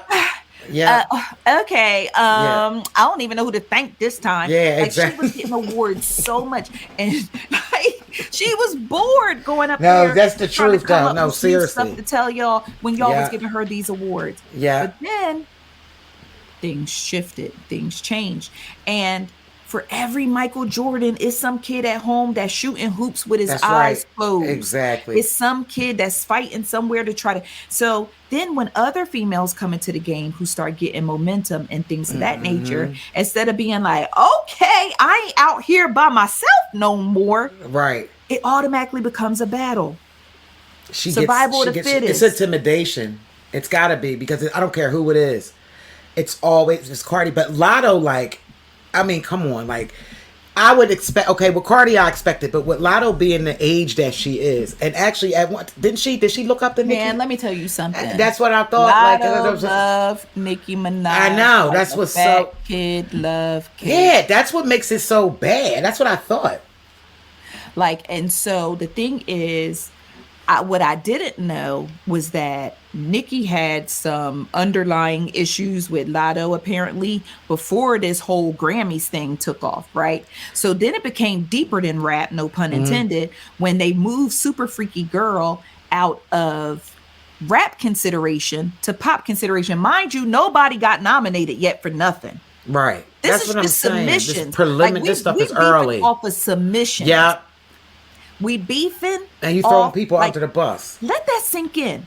We beefing off of submissions. Like, so for Nicki to be that upset, she is all like, that tells me that she is willing to bet her bottom dollar that Latto is going to get a Grammy nomination. Yeah. She knows. She saw the other awards. Everything is leading towards Latto Yeah. getting a Grammy nomination. Yeah. The girl woke up to 3 AMA awards last week. Yeah. So everything is pointing at Latto getting this big energy nomination. So Nicki wants to be in that category so she can beat Latto and I pow don't think pow she power want to on be the in that. butt. I don't think she want to be in that category though. That's the thing. Where she might be. Man, you know how sometimes they say the Lord give us blessings and we don't even realize it's a Yeah. blessing? Yes. Like they might have Exactly. moved you over the pop for it to make it an easy win for you. Yeah. Because because at first I took it as the rap committee. Nicki has been pulling puppet strings with a lot of mess behind the scenes for a very long time. And it's very, very sad. And well, I'm going to say it appears, because it's very, very sad that we are now in a place that it appears that if you want to be cool with Nicki, you have to disown Cardi. Yeah. That's Or what you it have is. to disrespect Cardi. Yeah. Or you have to go at Cardi or shade her, subtweet her, do something to prove your allegiance and your alliance to Nicki. And it's really sad that that's where things have gotten to this point. You had Akbar B going back and forth with Cardi. You had JT going back and forth with Cardi. And the thing is, it seemed like every day Cardi fighting for her place. Well, that's because she's easy. She's easy prey. Cardi, she brings that stuff on herself. And she slides into it. Yeah. That's She why they slides pick with her. They know she's easy prey. Yeah. Because they know she'll give them a fight. And they can go ahead and set the stage. Yeah. But the whole thing with Latto, Latto has a special place in my heart, because a lot of you may not know, but I met Latto back when she was doing the rap game. And my baby girl, Destiny, absolutely loved and adored Latto. Yes. Everything of a child, my baby loved Latto. And Latto was always so sweet and accommodating to my baby. Like when Latto had her store down on Old National, she invited us to come down to the store. She spent the whole day with my baby, talking to her, hugging her, taking pictures with her.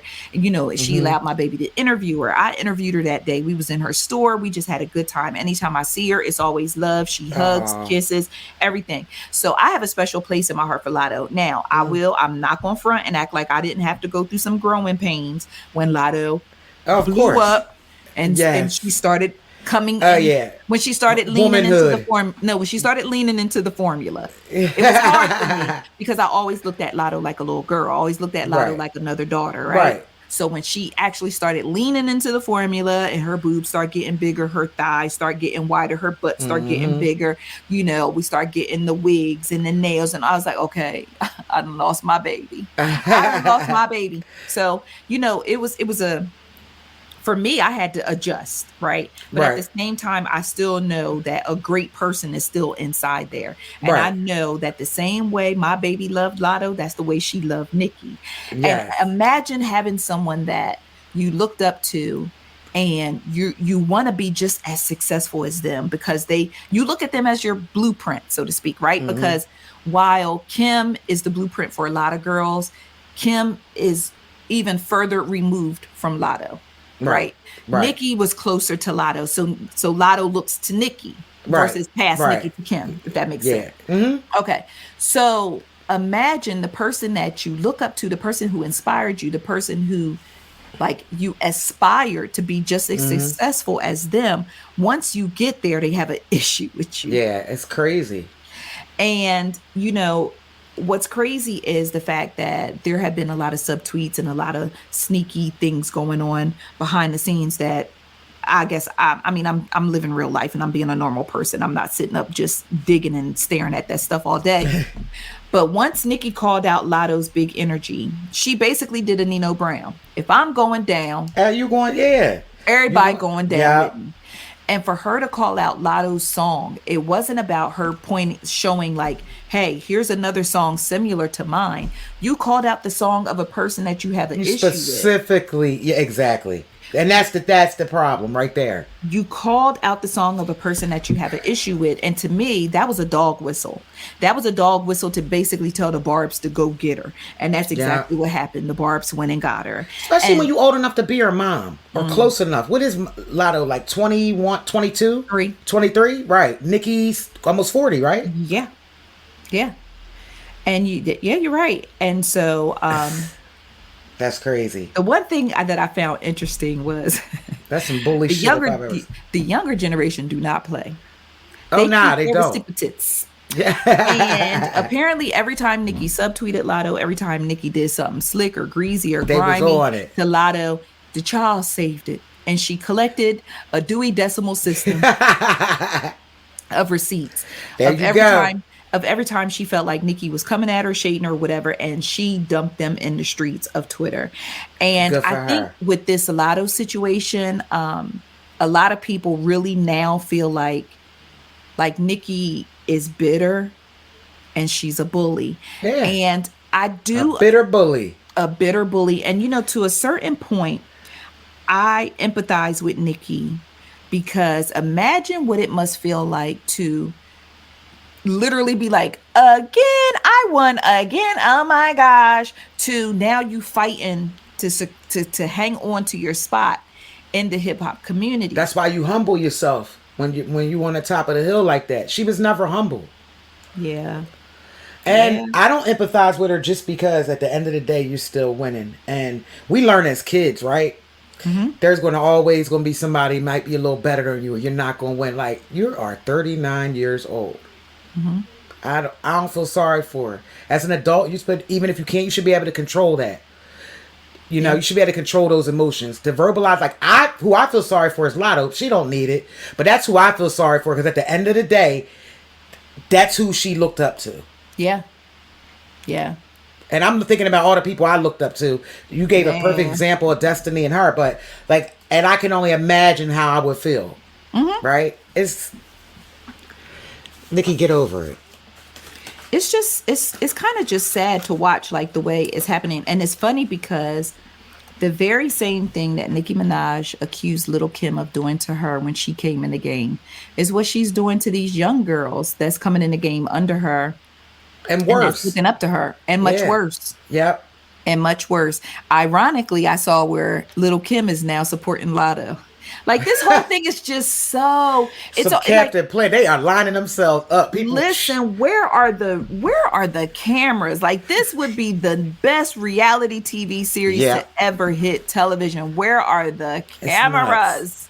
Where are the cameras? But it's just really sad because I'm just like, damn, Nicki, like, girl... And then Azalea Banks got in the mix, start talking about how Nicki... These are her moments. These are her... She lived for this. She lived for this. Azalea Banks came and talk about Nicki. What the Grammys need to do is get Nicki some therapy through the Music Cares program.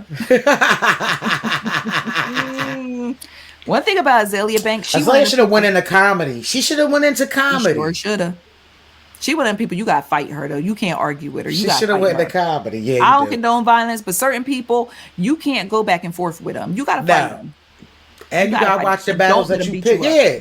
And she got this internet shit on lock. Like certain people too, you gotta know who you picking battles with, right? Absolutely. You might be good at fist fighting, but some people got this internet, like got this trolling shit on lock. You might not want to mess with them.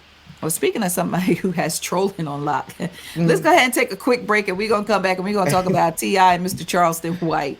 T.I. is very exacerbated with the black community for their negligence and failing to uprise on behalf of him and the people who carry his DNA. So we'll be back. Okay, guys, we are back. I hope you are enjoying this show thus far. Do not forget, subscribe and rate our podcast wherever you listen. All right. So let's talk real quick about this T.I. thing. Yeah. So, Karla, this your lane right here. Because, see, I'm not that familiar with Charleston White. Oh, why you gotta act like you put Charleston on me? No, I ain't gonna put him on you, but you the first person who told me about Charleston White. Yeah, Charleston's very unique. All right, so go ahead, Karla. You got this one. So where do we even start? So basically, Charleston White. Speaking of trolls, we just gonna call Charleston White a troll because that's what kind of like what he is. He says all the stuff though, but real talk, he says a lot of stuff that we thinking, but we wouldn't dare say, right? Mm-hmm. So when we, as we all know, King and Tootie Raw, I guess that was what 2-3 weeks ago. They were. I think King was locked up, but I think Tootie Raw was only detained. I mean, not locked up, but arrested. Okay. Right? Okay. I don't know. I think Tootie Raw was just detained. But anyway, so that happened. Charleston White got on one of those platforms. We ain't shouting nobody out. Mm-hmm. And he was basically clowning King and clowning Tootie Raw, and they daddies need to get in their ass. And I mean, he went raw with it. He went too far. He did. He don't care what he say, y'all. Like he literally went in on these two kids, like terribly. So, all right, that happens, and then the T.I. or Boosie respond first? I can't remember, but T.I. comes in. Yep. And basically tells everybody how, nobody, I guess, spoke up for him, right? Didn't speak up or had his back. I feel like I'm skipping over something, but... Okay, so wait. Oh, let me hop in. All right, so Karla caught us up to speed. So Charleston had everything, all these different things to say about Tootie Raw and King. And naturally, as a parent, the way Charleston White was talking about them kids, as a parent, you going to say something. I can't even repeat what he said. I want to, but it ain't even... I wouldn't even say that to nobody's... Yeah, about nobody's children. No. So, he said what he said, and T.I., I guess, of course, naturally jumped into the conversation because he okay, basically these kids, me and you gonna handle this man to man. And Charleston, T.I. thinks he's the neighborhood community alderman, right? And Charleston don't have respect for nobody. Charleston don't give a what about nobody. So Charleston gave T.I. that same energy, and it escalated to them exchanging some words over social media. I think they had a conversation offline too, but they didn't get anywhere. Y'all excuse my trash, man, picking up my trash. So hold on 1 second too. Didn't T.I. have a video too, basically threatening Charleston, right? Yeah, right after that. Yeah. I believe so. Yep. Got you. Okay. All right. So basically, it was just a whole dumpster fire on social media of them going back and forth. He's saying this, Charleston saying this, T.I. saying this, and that was the microphone going off. And then, and then King saying whatever he had to say back. I don't know if Tootie Raw and Boosie said anything. I wasn't paying attention. Tootie did. I think Boosie barely. No, Boosie won't touch it much. If he did, Boosie already know the game. Yes. Yeah. Exactly. Charleston was like, I wasn't even expecting y'all to respond because that's what Charleston. That's what he does. That's his thing. Yeah. So he wasn't even expecting him to respond. So anyway, they have this whole dumpster fire on social media, going back and forth, this, that, and the third. Now, keep in mind that King has been showing his high yellow ass for years. And a lot of people really feel like he is the Harris child that slipped through the cracks. And that he is the Harris child that T.I. gonna get the most pain and suffering out of. See, I know it too.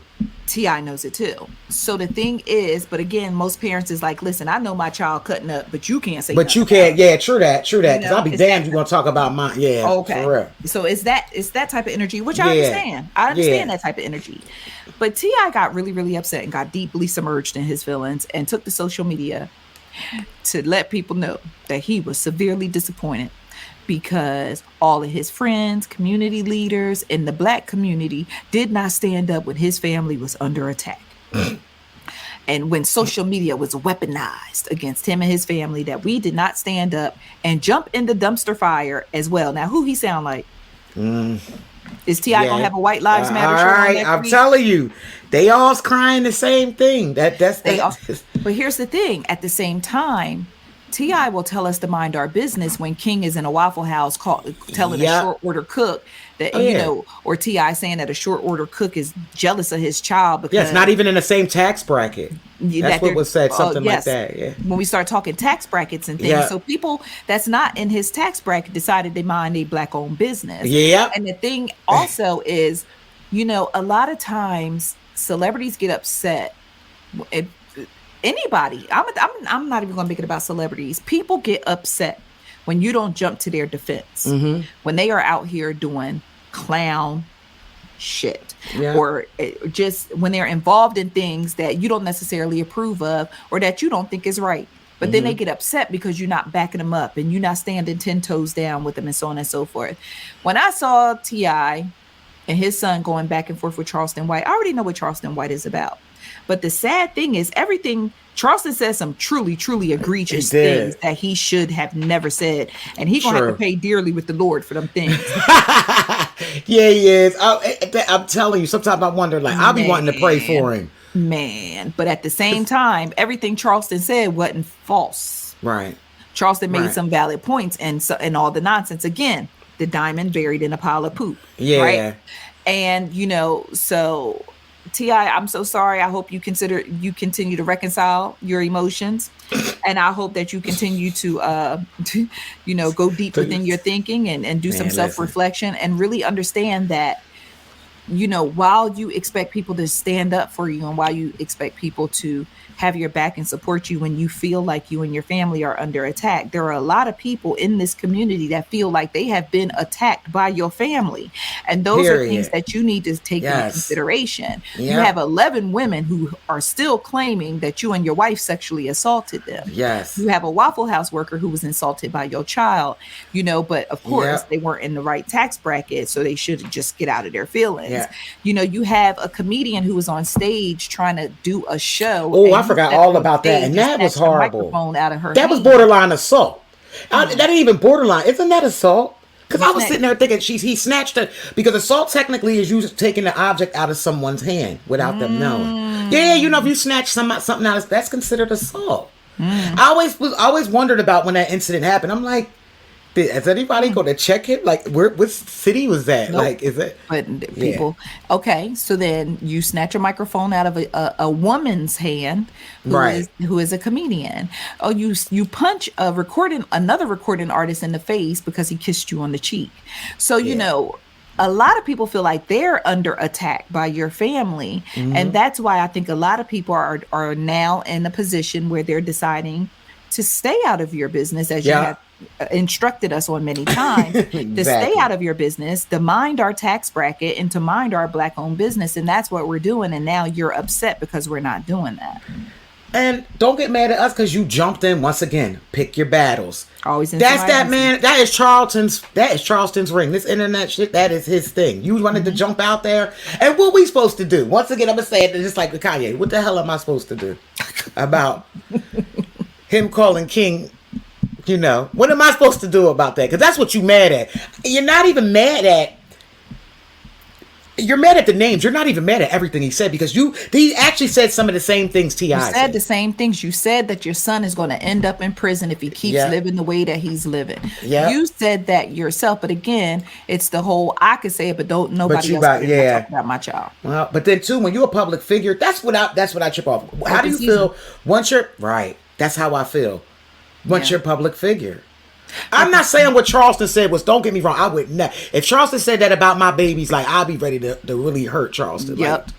You understand what I'm saying? But at the same time, when you're a public figure, it's open season. And everything y'all did, your whole family has been in a public eye for the last 10 plus years. You went to your daughter's gynecology appointment. Oh my gosh, we are I'm gonna chill. Yeah, what I'm saying is, there are a lot of people. I know where you're going. with all due respect, because we're not about disrespecting people, but there are a lot of people with all due respect who are sick and tired of the Harris family. Yeah, facts. And the fact that you guys keep ending up in our faces, it just is what it is. But you can't get upset because people don't want to jump in your dumpster fire. Yeah. You just can't. You just can't. So that's that on that. Karla, real quick, some updated news. Kaylon Walker, Kate, is it? Yeah, is it? That's what I thought it was. I know. That's what I was going to ask you. I thought it was Kaylon, but I don't know. All right, let's go with Kaylon. Don't start me the line. Kaylon Walker, the actor that was in Superfly.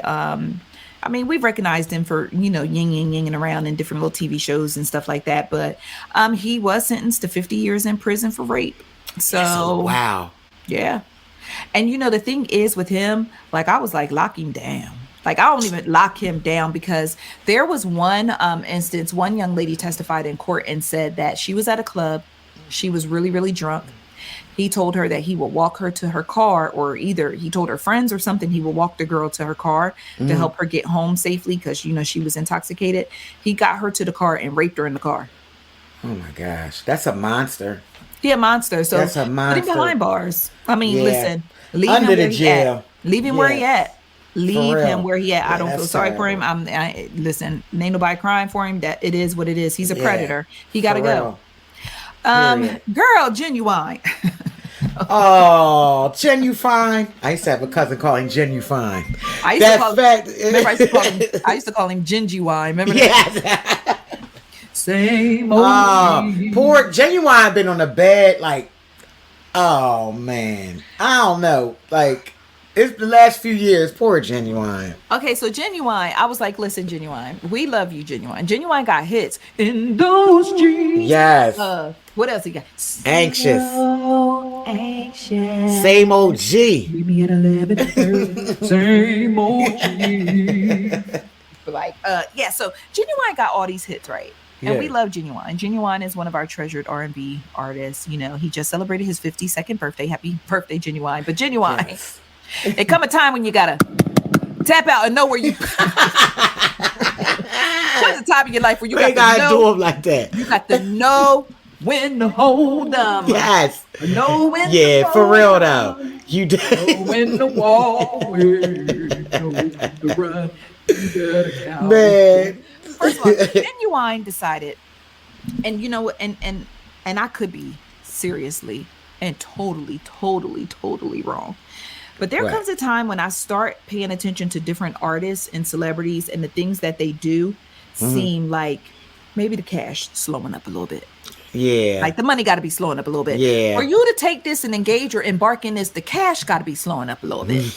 And for but wasn't it the Face of Fear? All right, question. Was he like actually doing it like part of a stunt, or was it let's get to Face of the Fear? Let's get to what happened for those who don't know. Yes. So Genuine took part in Magic with the Stars. It's a magic show competition that is part of Chris Angel. Chris Angel, the celebrity magician. It's some of his stuff, right? So they get all these different celebrities to perform these magic tricks, and I guess it's like a competition, and they choose whoever does what. Well, Genuine decided that he was going to face his fear of water and get in a tank, a little water tank. Oh, gosh. And he was going to stay and go underwater in this water tank. And during rehearsals, Genuine went under the water and panicked, went into distress. They pulled him out the water, and the same OG passed right out. You wrong. He passed right out. Paramedics had to come get him and wail his ass on out. And then, the good news is he made a full recovery. But I'm like, Genuine, you was just a meme for all of your supercalifragilistic. Some dance moves. What is it? Supercalifragilisticexpialidocious dance moves, right? Yes. You were a meme in the streets of Twitter for weeks. The one with the sofa was my favorite. The way he moving that sofa. So, the young people got jokes, Genuine. We know you still the same OG. But I'm not so sure if the G stands for gasping for air now, because listen, the way you came up out of that water tank, genuine wow. Like the way he folded like a folding chair. Lord forgive me for laughing, but because you know he ain't short. Why they have his ass in that little tank like that in itself? He was gonna fall out. Then they go rub it in and say after 15 seconds, like yeah. Here's the thing: before Genuine even got in the tank, he was incapable of holding his breath for 15 seconds. That's what I'm saying. 15 seconds to get in the tank. That's what I He gets in this tank, and I'm like, Genuine, just why?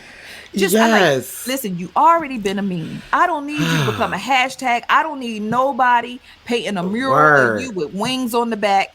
I need you. You are 52 years old. You still fine. God bless you. Yes. You're still fine. God yeah, he is. Real talk. Even with You're the gray still beard, like fine. I like that beard. You're still singing. You're doing Yes. your dance moves. They look a little different, but you still out here doing your thing, right? We don't need you putting yourself at risk. You are a father of 10. I think 10. You're Ooh, a is father it 10? of 8 or 10. Okay. You are a father of Wow. 10, 8 or 10, excuse me. And Right. we need you out here because Life Jennings was down to the jail singing to Jeffrey Dahmer. We need some R&B artists who we can still hold our head up high about. Please. R&B coming back too. Like, why? Come on, Okay, Genuine. We now need Genuine, you. what we need you to do, because we still jamming the same OG, but we need some new tunes, Genuine. Yes. We need you to give us some new tunes so you can't be choking on water, messing with your vocal cords, or getting disoriented because you trying to put yourself in a tank. Now, the good news is he was able to go ahead and pull off the stunt for the show. Yeah, the show good. comes on TV this weekend. I have video, if you have not seen the video, of Genuine folded up in this water tank, them dragging him out the tank, and then he just passed it out. I ran that back like 4 times. Yeah. Child, he was like, he said, woo! Yeah. It just fell out. And I'm like, Genuine, stop playing with me. We care about you. We love you. Yeah, for real. And then he gets Oh on my social gosh. media like, that was like a month ago. I'm good. Nigga, don't play that off. We saw that video, bro. You were not good. Not at all. We're happy you're good now, but you were Yes. not good then. So Genuine, stop with the stunts, the magic shows, the trickery and all that. You stick to the vocals. Same Please. OG. It's not your And bag. And you keep giving us them memes with them dance moves. Memes, not a hashtag, Genuine. I do not want you to be a hashtag. Word. We So need we you. love you. We love you. My whole life has changed since you came in. Shut up. It's stupid. Oh, okay. So, all right. So, in more somber news, I just want to go ahead and extend our condolences to Kevin Hart on the passing of his father, Henry Witherspoon. If you are a Kevin Hart fan, you're very well knowledgeable of his relationship with his father, some of the challenges that his dad has had in the past with drug addiction, how they were able to mend their relationship. And in the latter part of Kevin's dad's life, they really had a close relationship and it was really beautiful to see them reconcile the way that they did. So, Yes. we just want to send our condolences to Kevin Hart. I also want to extend my condolences to Sin Santana. Her father passed. I also want to send my condolences to Winston Duke from Black Panther. Okay. Winston Duke is M'Baku in Black Panther. Oh, okay. Okay. His mother passed away. So I just want to go ahead and send condolences to him as well. Yeah. And P Valley News. Down in the valley where the girls get naked. Tyler Lepley and Miracle Watts welcomed a baby boy. I think Oh. his name is Xiley. Child is Xiel. Like child is X. yeah. So welcome to the X family. Listen, I'm the queen of the X's. Yes. Okay. Okay. You can call Let me them know. Professor X. You can call me Professor X. Whatever you prefer. But yes. So welcome their baby boy to the X family. Oh, And sweet. J. Alphonse Nicholson, also known as Lil Murda, he married his longtime love, Nafisha. But here's the thing. They had their wedding ceremony on October 7th, but they were already married. They got married after the pandemic. They just went on down to the courthouse and made things legal. But then he was like, yo, I got to give you this big wedding. So shout out to him. And when I tell yes. you, let me tell you something about J. Alphonse Nicholson. Don't get it twisted because he be playing Little Murder and getting down with Uncle Clifford on P Valley. Because let me tell you something, J. Alphonse Nicholson is so fine. And Karla, he calls Nafisha Pretty Baby. Oh, That's his name for her. He called her Oh Pretty my Baby. gosh. Man, you let somebody call me Pretty Baby every day. I'm gonna be wide open like the Waffle House. I ain't never closing. What they said, only thing open after 11 o'clock is the Waffle House with some legs. That would Yes, be yeah. he called her, and he be dead serious. Like Oh he my would literally gosh. be like, hey, pretty baby. What about like he dead? Like, he don't just call her Pretty Baby when he trying That's to get his- some. Right, He that's ain't his gonna call her name. Pretty Baby on the anniversary when he want to try something a little different. He Yes. calls that woman Pretty Baby every single Aw. day, all the That time. is so, yeah. Ain't that Shout sweet? out to him. Yeah, that Ain't is. that sweet? That is so That's sweet. Oh, it make me tangle. Hey, you call me Pretty Baby. See what happened. Say what happened. Congratulations to Judge Faith Jenkins and Kenty yeah. Lattimore. You know, black people be like Kenty, not Kenny. Yes, Kenty Kenty. Lattimore. No, I'm gonna say Kenny Lattimore because it sounds like, you know, it's been rumors that's been following him, and I'm not trying to Oh, she yeah, called yeah, him yeah. Kenty Lattimore. Yeah. No, that's not what I'm trying to do. Kenny Lattimore. Word. Good. The couple, they are expecting a baby girl. They did a gender reveal on social media. So if you want to see that video, it's on the Aw. site. It's really sweet. Oh, really quick. Let me rewind. I have wedding video from J. Alphonse Nicholson's wedding, him and Nafisha.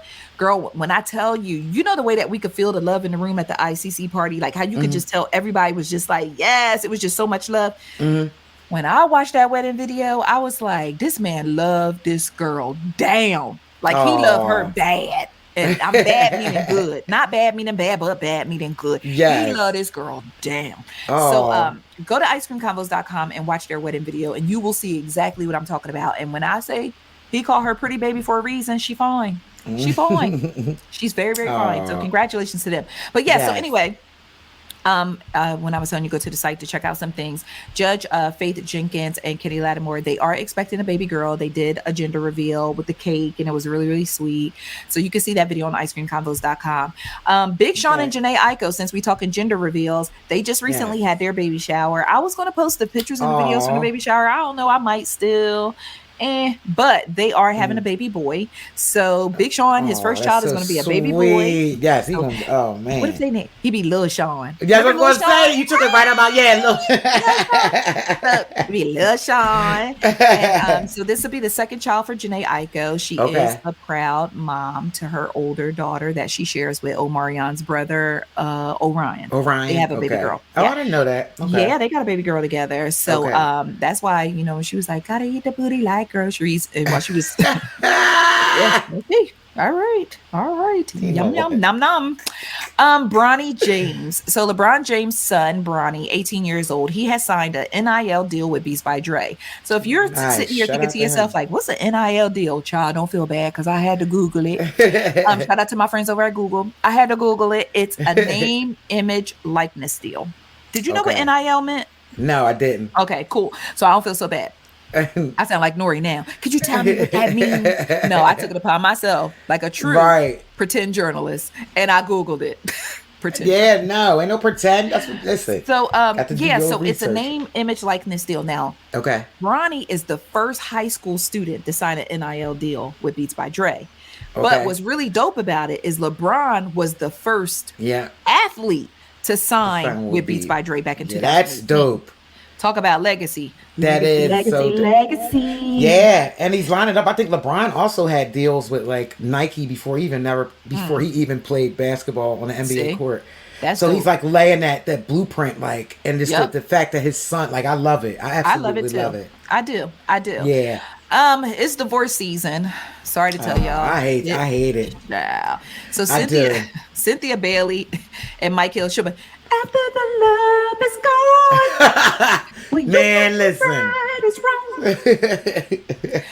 So Cynthia Bailey and Mike Hill, they are filing for a divorce. They're calling it quits after 2 years of marriage. But a lot of people said they saw the writing on the wall.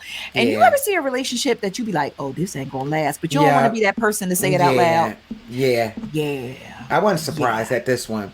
No, I wasn't. I really wasn't surprised, but I was hoping for the best, if that makes sense. Yes, of course. Now, I'm going to tell you what had me screaming up to the sky, sweet baby Jesus, Lord, what is going on? And that is Tia Mowry. Oh my and Corey gosh. Hart. I had That to is so call Carla. heartbreaking.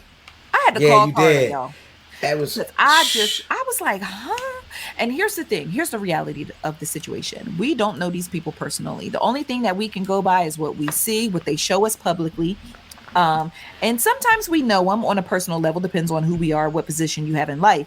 But Right. we don't know these people personally. But when you see a young couple who has been together, 14 years? Yeah. I think they were married 14 years and were No, together even longer. 17. Yeah, they were together like 17. They were married 14, and I think they were Yes. together like 17. These jokers been together almost 2 decades. Yeah. And then they have a beautiful family, and they just seem did. sweet. Okay. And then Tia's been in our life forever. So Child, you yeah. do. We you grew up grow with like Tia. yeah, exactly. So we grew up with Tia. It was Yeah. sister, Yes. and all of us. Yeah, it was sister, and all of us. We was all cousins. Okay. Yes. So it's just really sad to see that go down. But I have a theory real. about that divorce. But Oh, yeah. we were supposed to get that to you in another podcast. but Yeah, it didn't work it's out. pretty I'm gonna let good, that too. You go, 'cause, definitely- yeah. because I will take y'all down a rabbit hole on that one. But all I'm gonna say is just pay attention to Tia's Instagram. That's all. Yes. Pay attention to her Instagram, because I feel like that. Now, last night Corey went live to promote this. What is it? The Homecoming show, the CW something, the Homecoming, Okay. or whatever. And he was like, "Yeah, life is good. I love my kids. I love my wife." And now all the blogs taking the clip and posting it today. Like, what did y'all want Corey to say? Oh my god! Like, I hate her. I like what? Yeah, what do? what y'all want him to say? I hate that they're gonna have to go through that. FRE. Yes. Nick. Like, what y'all wanted him to say? And I feel bad because he's going to be the one, I think, catching more. He's going to catch it more than she is. Well, they already put out a rumor that he was cheating on her. Yeah. Because they figured it had to be something. Because Tia has such a great, she has like this image. We all view Yes. Tia as like this, and we really don't know her. We don't know Tia. We only know Yeah. Tia. Listen. We don't know. If you think you know me now. But yeah, so, I do have a theory on that one. But, I stand with Corey. I love Tia, but I stand with Corey. Yeah. And some of y'all may not, some of y'all sheep bad may not be able to understand that. No, you didn't.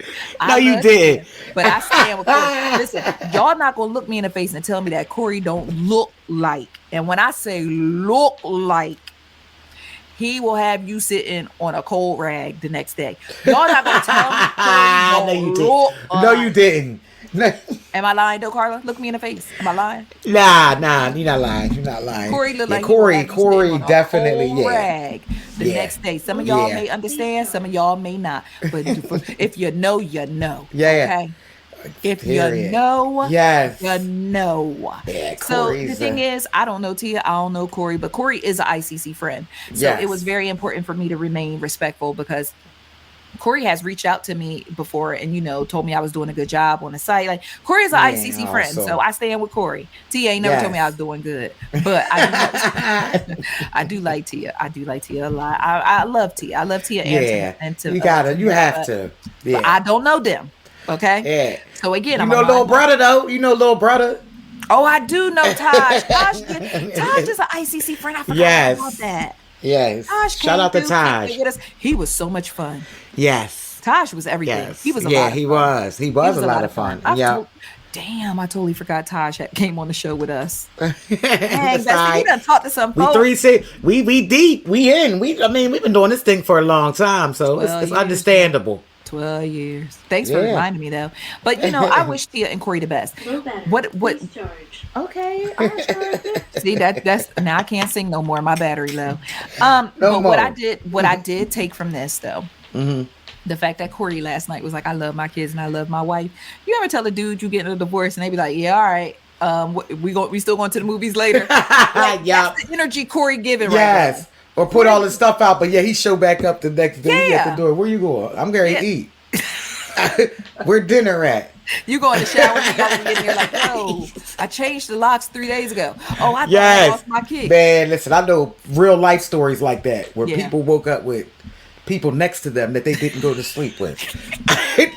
Dead ass. Corey really giving that I ain't getting divorced energy. Yeah. For real. But listen, if he gonna fight for his family, I'm here for that.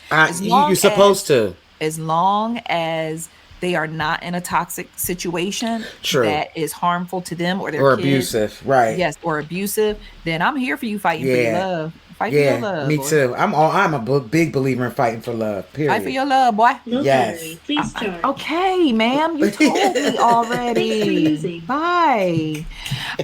And Miguel and Nazanin Mondi, child. They getting a divorce. Man, Wow, but it is truly divorce I was season. about to sing Adorn, and my mic dead. Yeah, they're getting a divorce after 4 years of marriage. Now, with them, I don't take them seriously. They be playing down to the courthouse far too much for me. Like, they announced that they was separating, then they turned around on Valentine's Day and was like, "Oh, we so proud of us. We love wins. We working it out." And then they turn around and file for divorce again. Playing with marriage, right? Absolutely. Now, I've heard some things about Miguel that I am not at liberty to repeat, for the simple fact that I do not want to get served with a lawsuit. But I'm going to tell y'all that this divorce news did not surprise me, because if Nazanin heard the same thing that I heard, I know why she filing for divorce. Okay, we just gonna leave it at that. Yeah, we want to talk about that after. Oh we get yeah, there. girl. Yeah. Mm-hmm. Where he said, "Just let my love."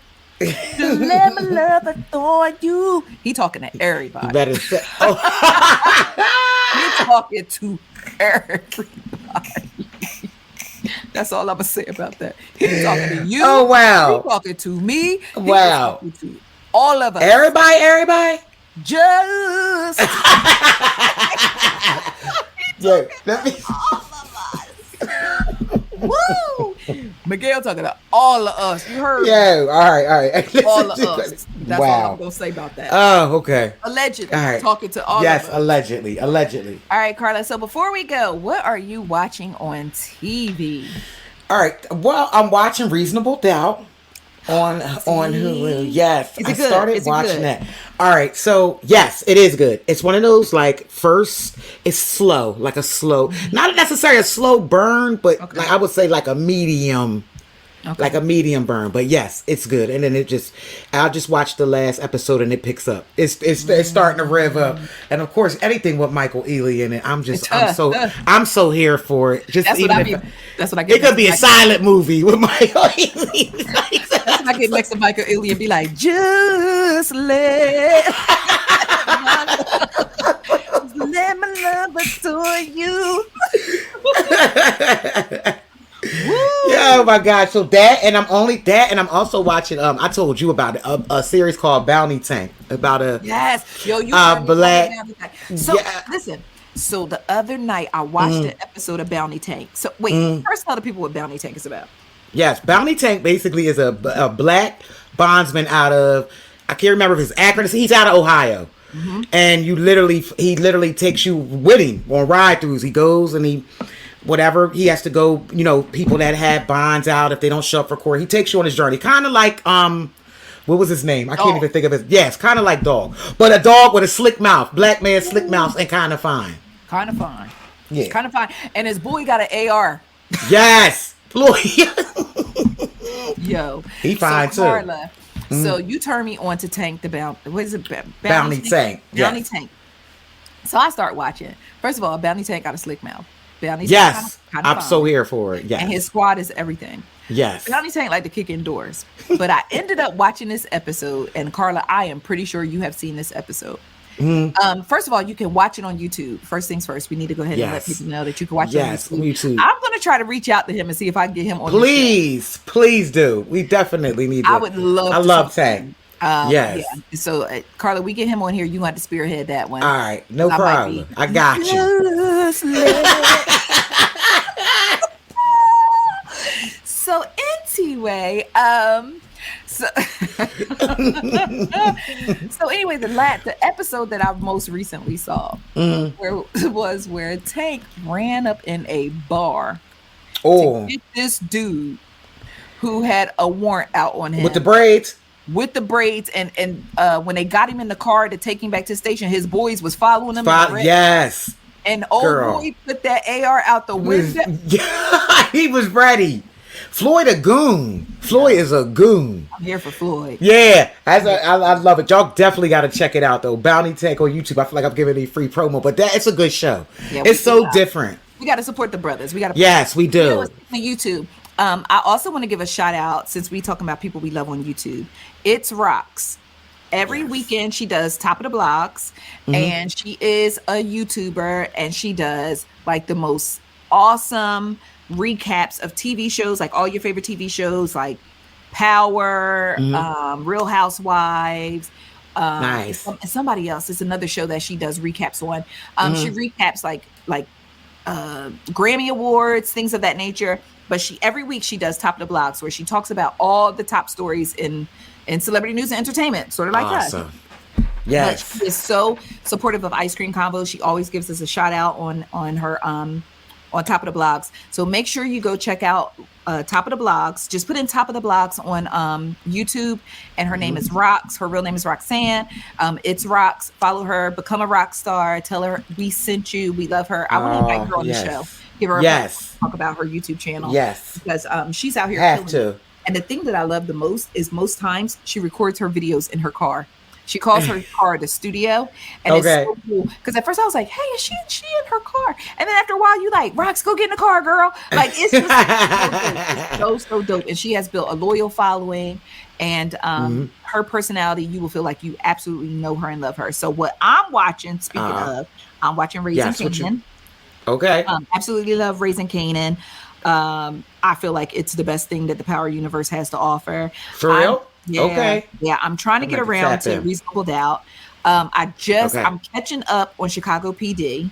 I gotta catch up. Yes, I gotta catch up. I'm a little behind. Chicago PD. I just finished The Watcher on Netflix. What's that? How's that? Now that's the series about like this house in Jersey. It's based on a true story. Some house in Jersey, and every time a family moves in, they like experience all these little wild things going on, and somebody claiming they're watching the family. It's really wild, but it's based on but the series didn't give what I thought it would have I thought it should have gave. But I mean, if you just want to watch it, go ahead. I did watch the Jeffrey Dahmer.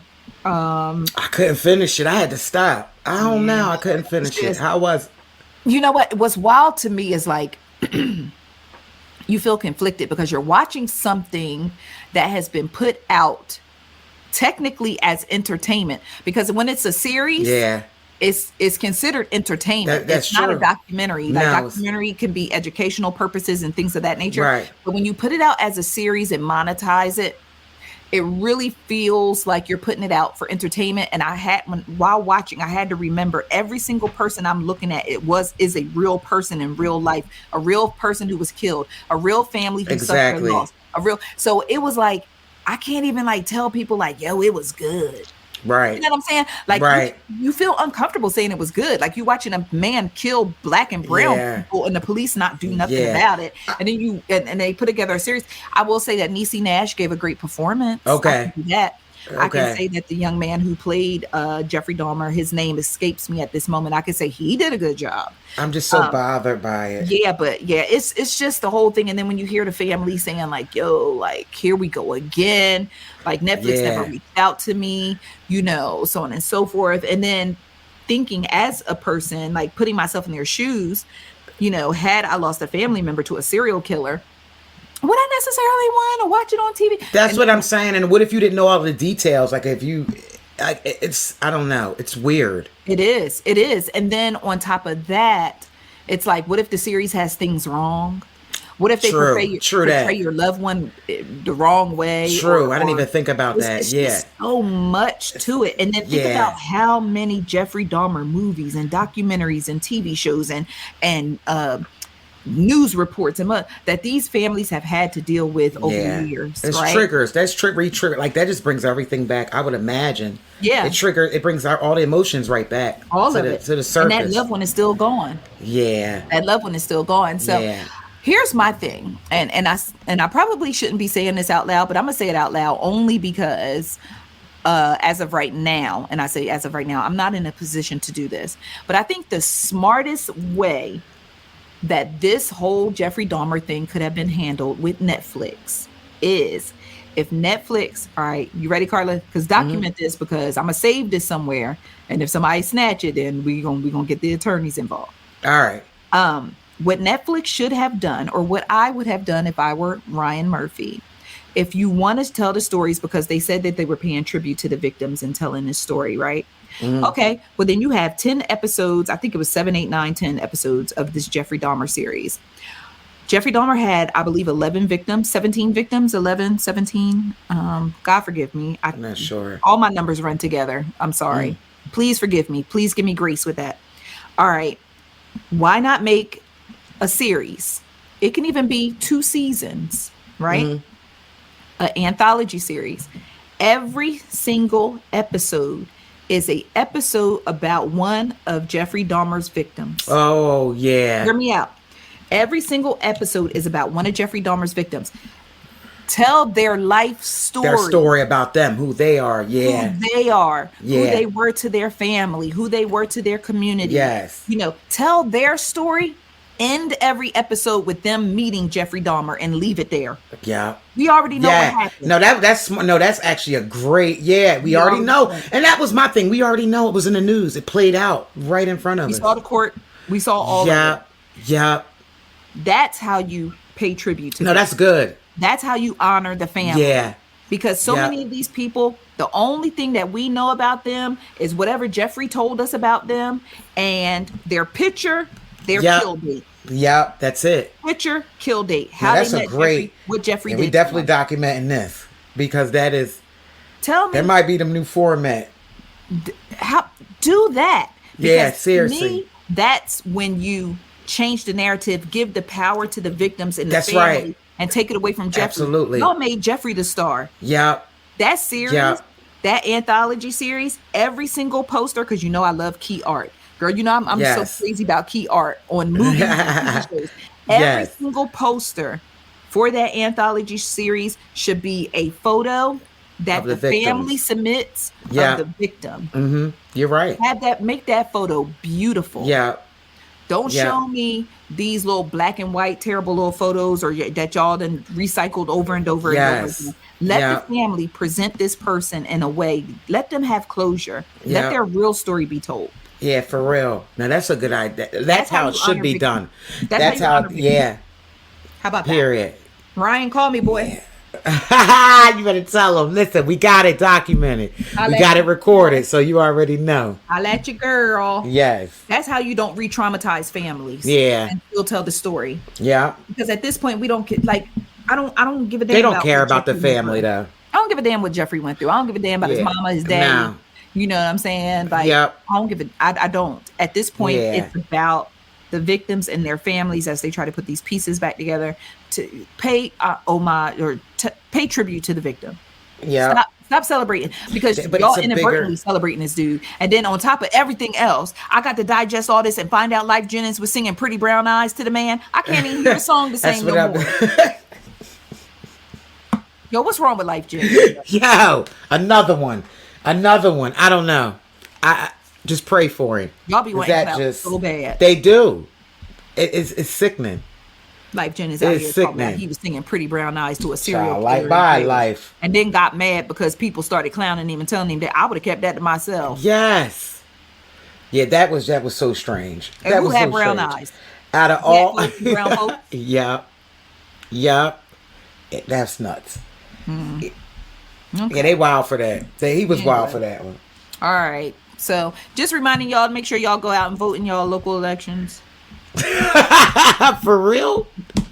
Word? Is that how we put the PSA? For vote out there? You just Yo, I'm so embarrassed, man. Yeah, like, me when too. you start looking at these candidates, man, you just be embarrassed. Like you just going to the lesser evil, yo. Yeah, and that's the truth, though. No, that is something that was said to me a long time ago. That is the truth. It is, but we got to do it, you know. But please just go out and exercise your right to vote. People die for your right to vote. Go out there and exercise your right to vote. Yes. And just take a look at the two of them, and whichever one make more sense to you. Because right now everybody sounds like Kanye to me. Everybody. So and then focus on your local. We focus on that. And if anything, look at your local.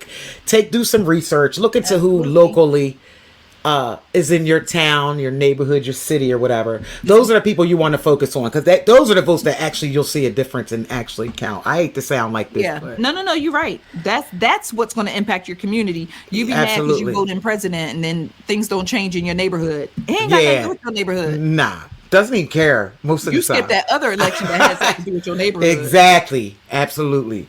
But yes, we definitely got to vote. We got to, like you said, people died. Our ancestors died for it. So that's right. I just hate to see. I know how you feel. I know how, because sometimes I feel so defeated. I'm just like, man, listen, I ain't voting for, but I get out there and I vote. Puffing in the ballot booth. Yeah, the way it look up here in Pennsylvania, girl. You talk about the child. You got Dr. Oz. Yeah, we got. I'm not even gonna get into that. Yeah, I know. That's why I said y'all got. I don't know. We got Charleston White running for Senate down here. We got Charleston. Yeah, Georgia White. got us beat. Y'all definitely got us beat with Herschel. Y'all definitely got us beat with Herschel. But it's very interesting. It's gonna be an interesting election. Yeah, interesting indeed. But just make sure you go out and vote, though. Don't sit home. Yes, please. Okay. Go vote. Go vote. All right. So we thank you for tuning into today's episode. I know for a fact that I got very long-winded about that Kanye stuff, but that junk had been sitting on my chest for days. Yeah. Y'all can fast forward through it though. We had to do it. If y'all at this part already, it's too late to fast.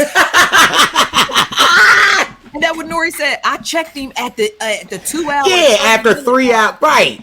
Like, dude, now come on. We know how long. Like Nori, if I talked about Kanye too, y'all can fast forward through that part. But no, I'm just very happy to be back, and of course this episode was a little heavy because we had to talk about some really serious things. But it's important to address these things, like you know, as a Black community. I'm a Black woman, and I'm got Black children and Black grandchildren and a Black best friend. Like I got to talk about these That's things, right.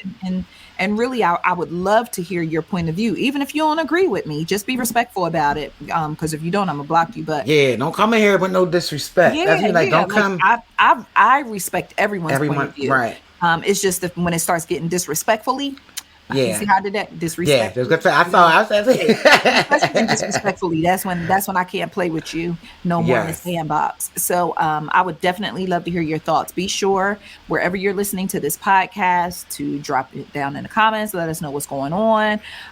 Be sure to like, rate, and subscribe.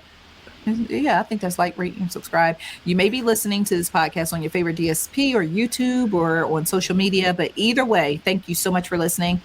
We love you guys. We are excited to be back. New episodes of the Ice Cream Convos Podcast will drop every Wednesday, so we expect you to be front and center and on time. Okay. Yes. And Karla, what's up with your closing remarks? What you gotta tell us? Man, listen, for all you out here, because everybody's like freedom of speech, I noticed that's one of the rights that we always express, right? Mm-hmm. Just remember, when you say what you're going to say, that is consequences to it. Mm-hmm. A lot of people keep screaming freedom of speech. There's a consequence. I remember being in like history class in elementary school, and they always use an example. Yes, freedom of speech, but you cannot run into a public building and yell fire. Yep. So that's the part that we seem to miss. So y'all just be mindful of, you out here trying to be a Charleston White or trying to be a Ye or whoever you're trying to be. Just know it's consequences behind whatever you say, period. Absolutely. There's consequences. Freedom of even though you speech, but not freedom from consequences. Absolutely. And I think today's biggest lesson is be mindful who you give your platform to. Yes. Because even sometimes in just giving your platform to people, you become an accomplice. That's right. Whether or not you intended to. And you become the weapon. Like, I feel like at that point, you become part of the army. Yeah. You do. Because someone said to me the other day, they said, well, every time you write about Kanye, you giving him a platform. And I was like, God darn it. Just a tad. But see, what people don't realize, and I said we was closing out this podcast. But not much. We pump fake. We still here. What people don't understand is every single day, every single post, I struggle between, I'm not going to say every single post, certain posts. I struggle between, don't give this fool a platform. Yeah, you do. And you absolutely do. I struggle between two things. Don't give this fool a platform and let everybody know what this fool is about so they know Right. exactly where this fool Which is important, which is your job in essence, right? Because you are to inform us. So that's why I say to you with a Tad, you're not really giving him. You're actually letting your audience, you're letting us know what's going on. I mean, now I would say you would give Kanye a platform if when any type of merch he releases, you know, music, that's different. Or actually inviting him to the Ice Cream Convos podcast. Yeah, we don't but you know, that to me is when you become part of the problem. Like you are also the weapon. Yeah, you're an accomplice. Exactly. Okay. All right. Thank you. You always make me feel better. You here to inform the folks. We got to be informed now. Yeah, because it's wild. Because it's we don't want to be sheep.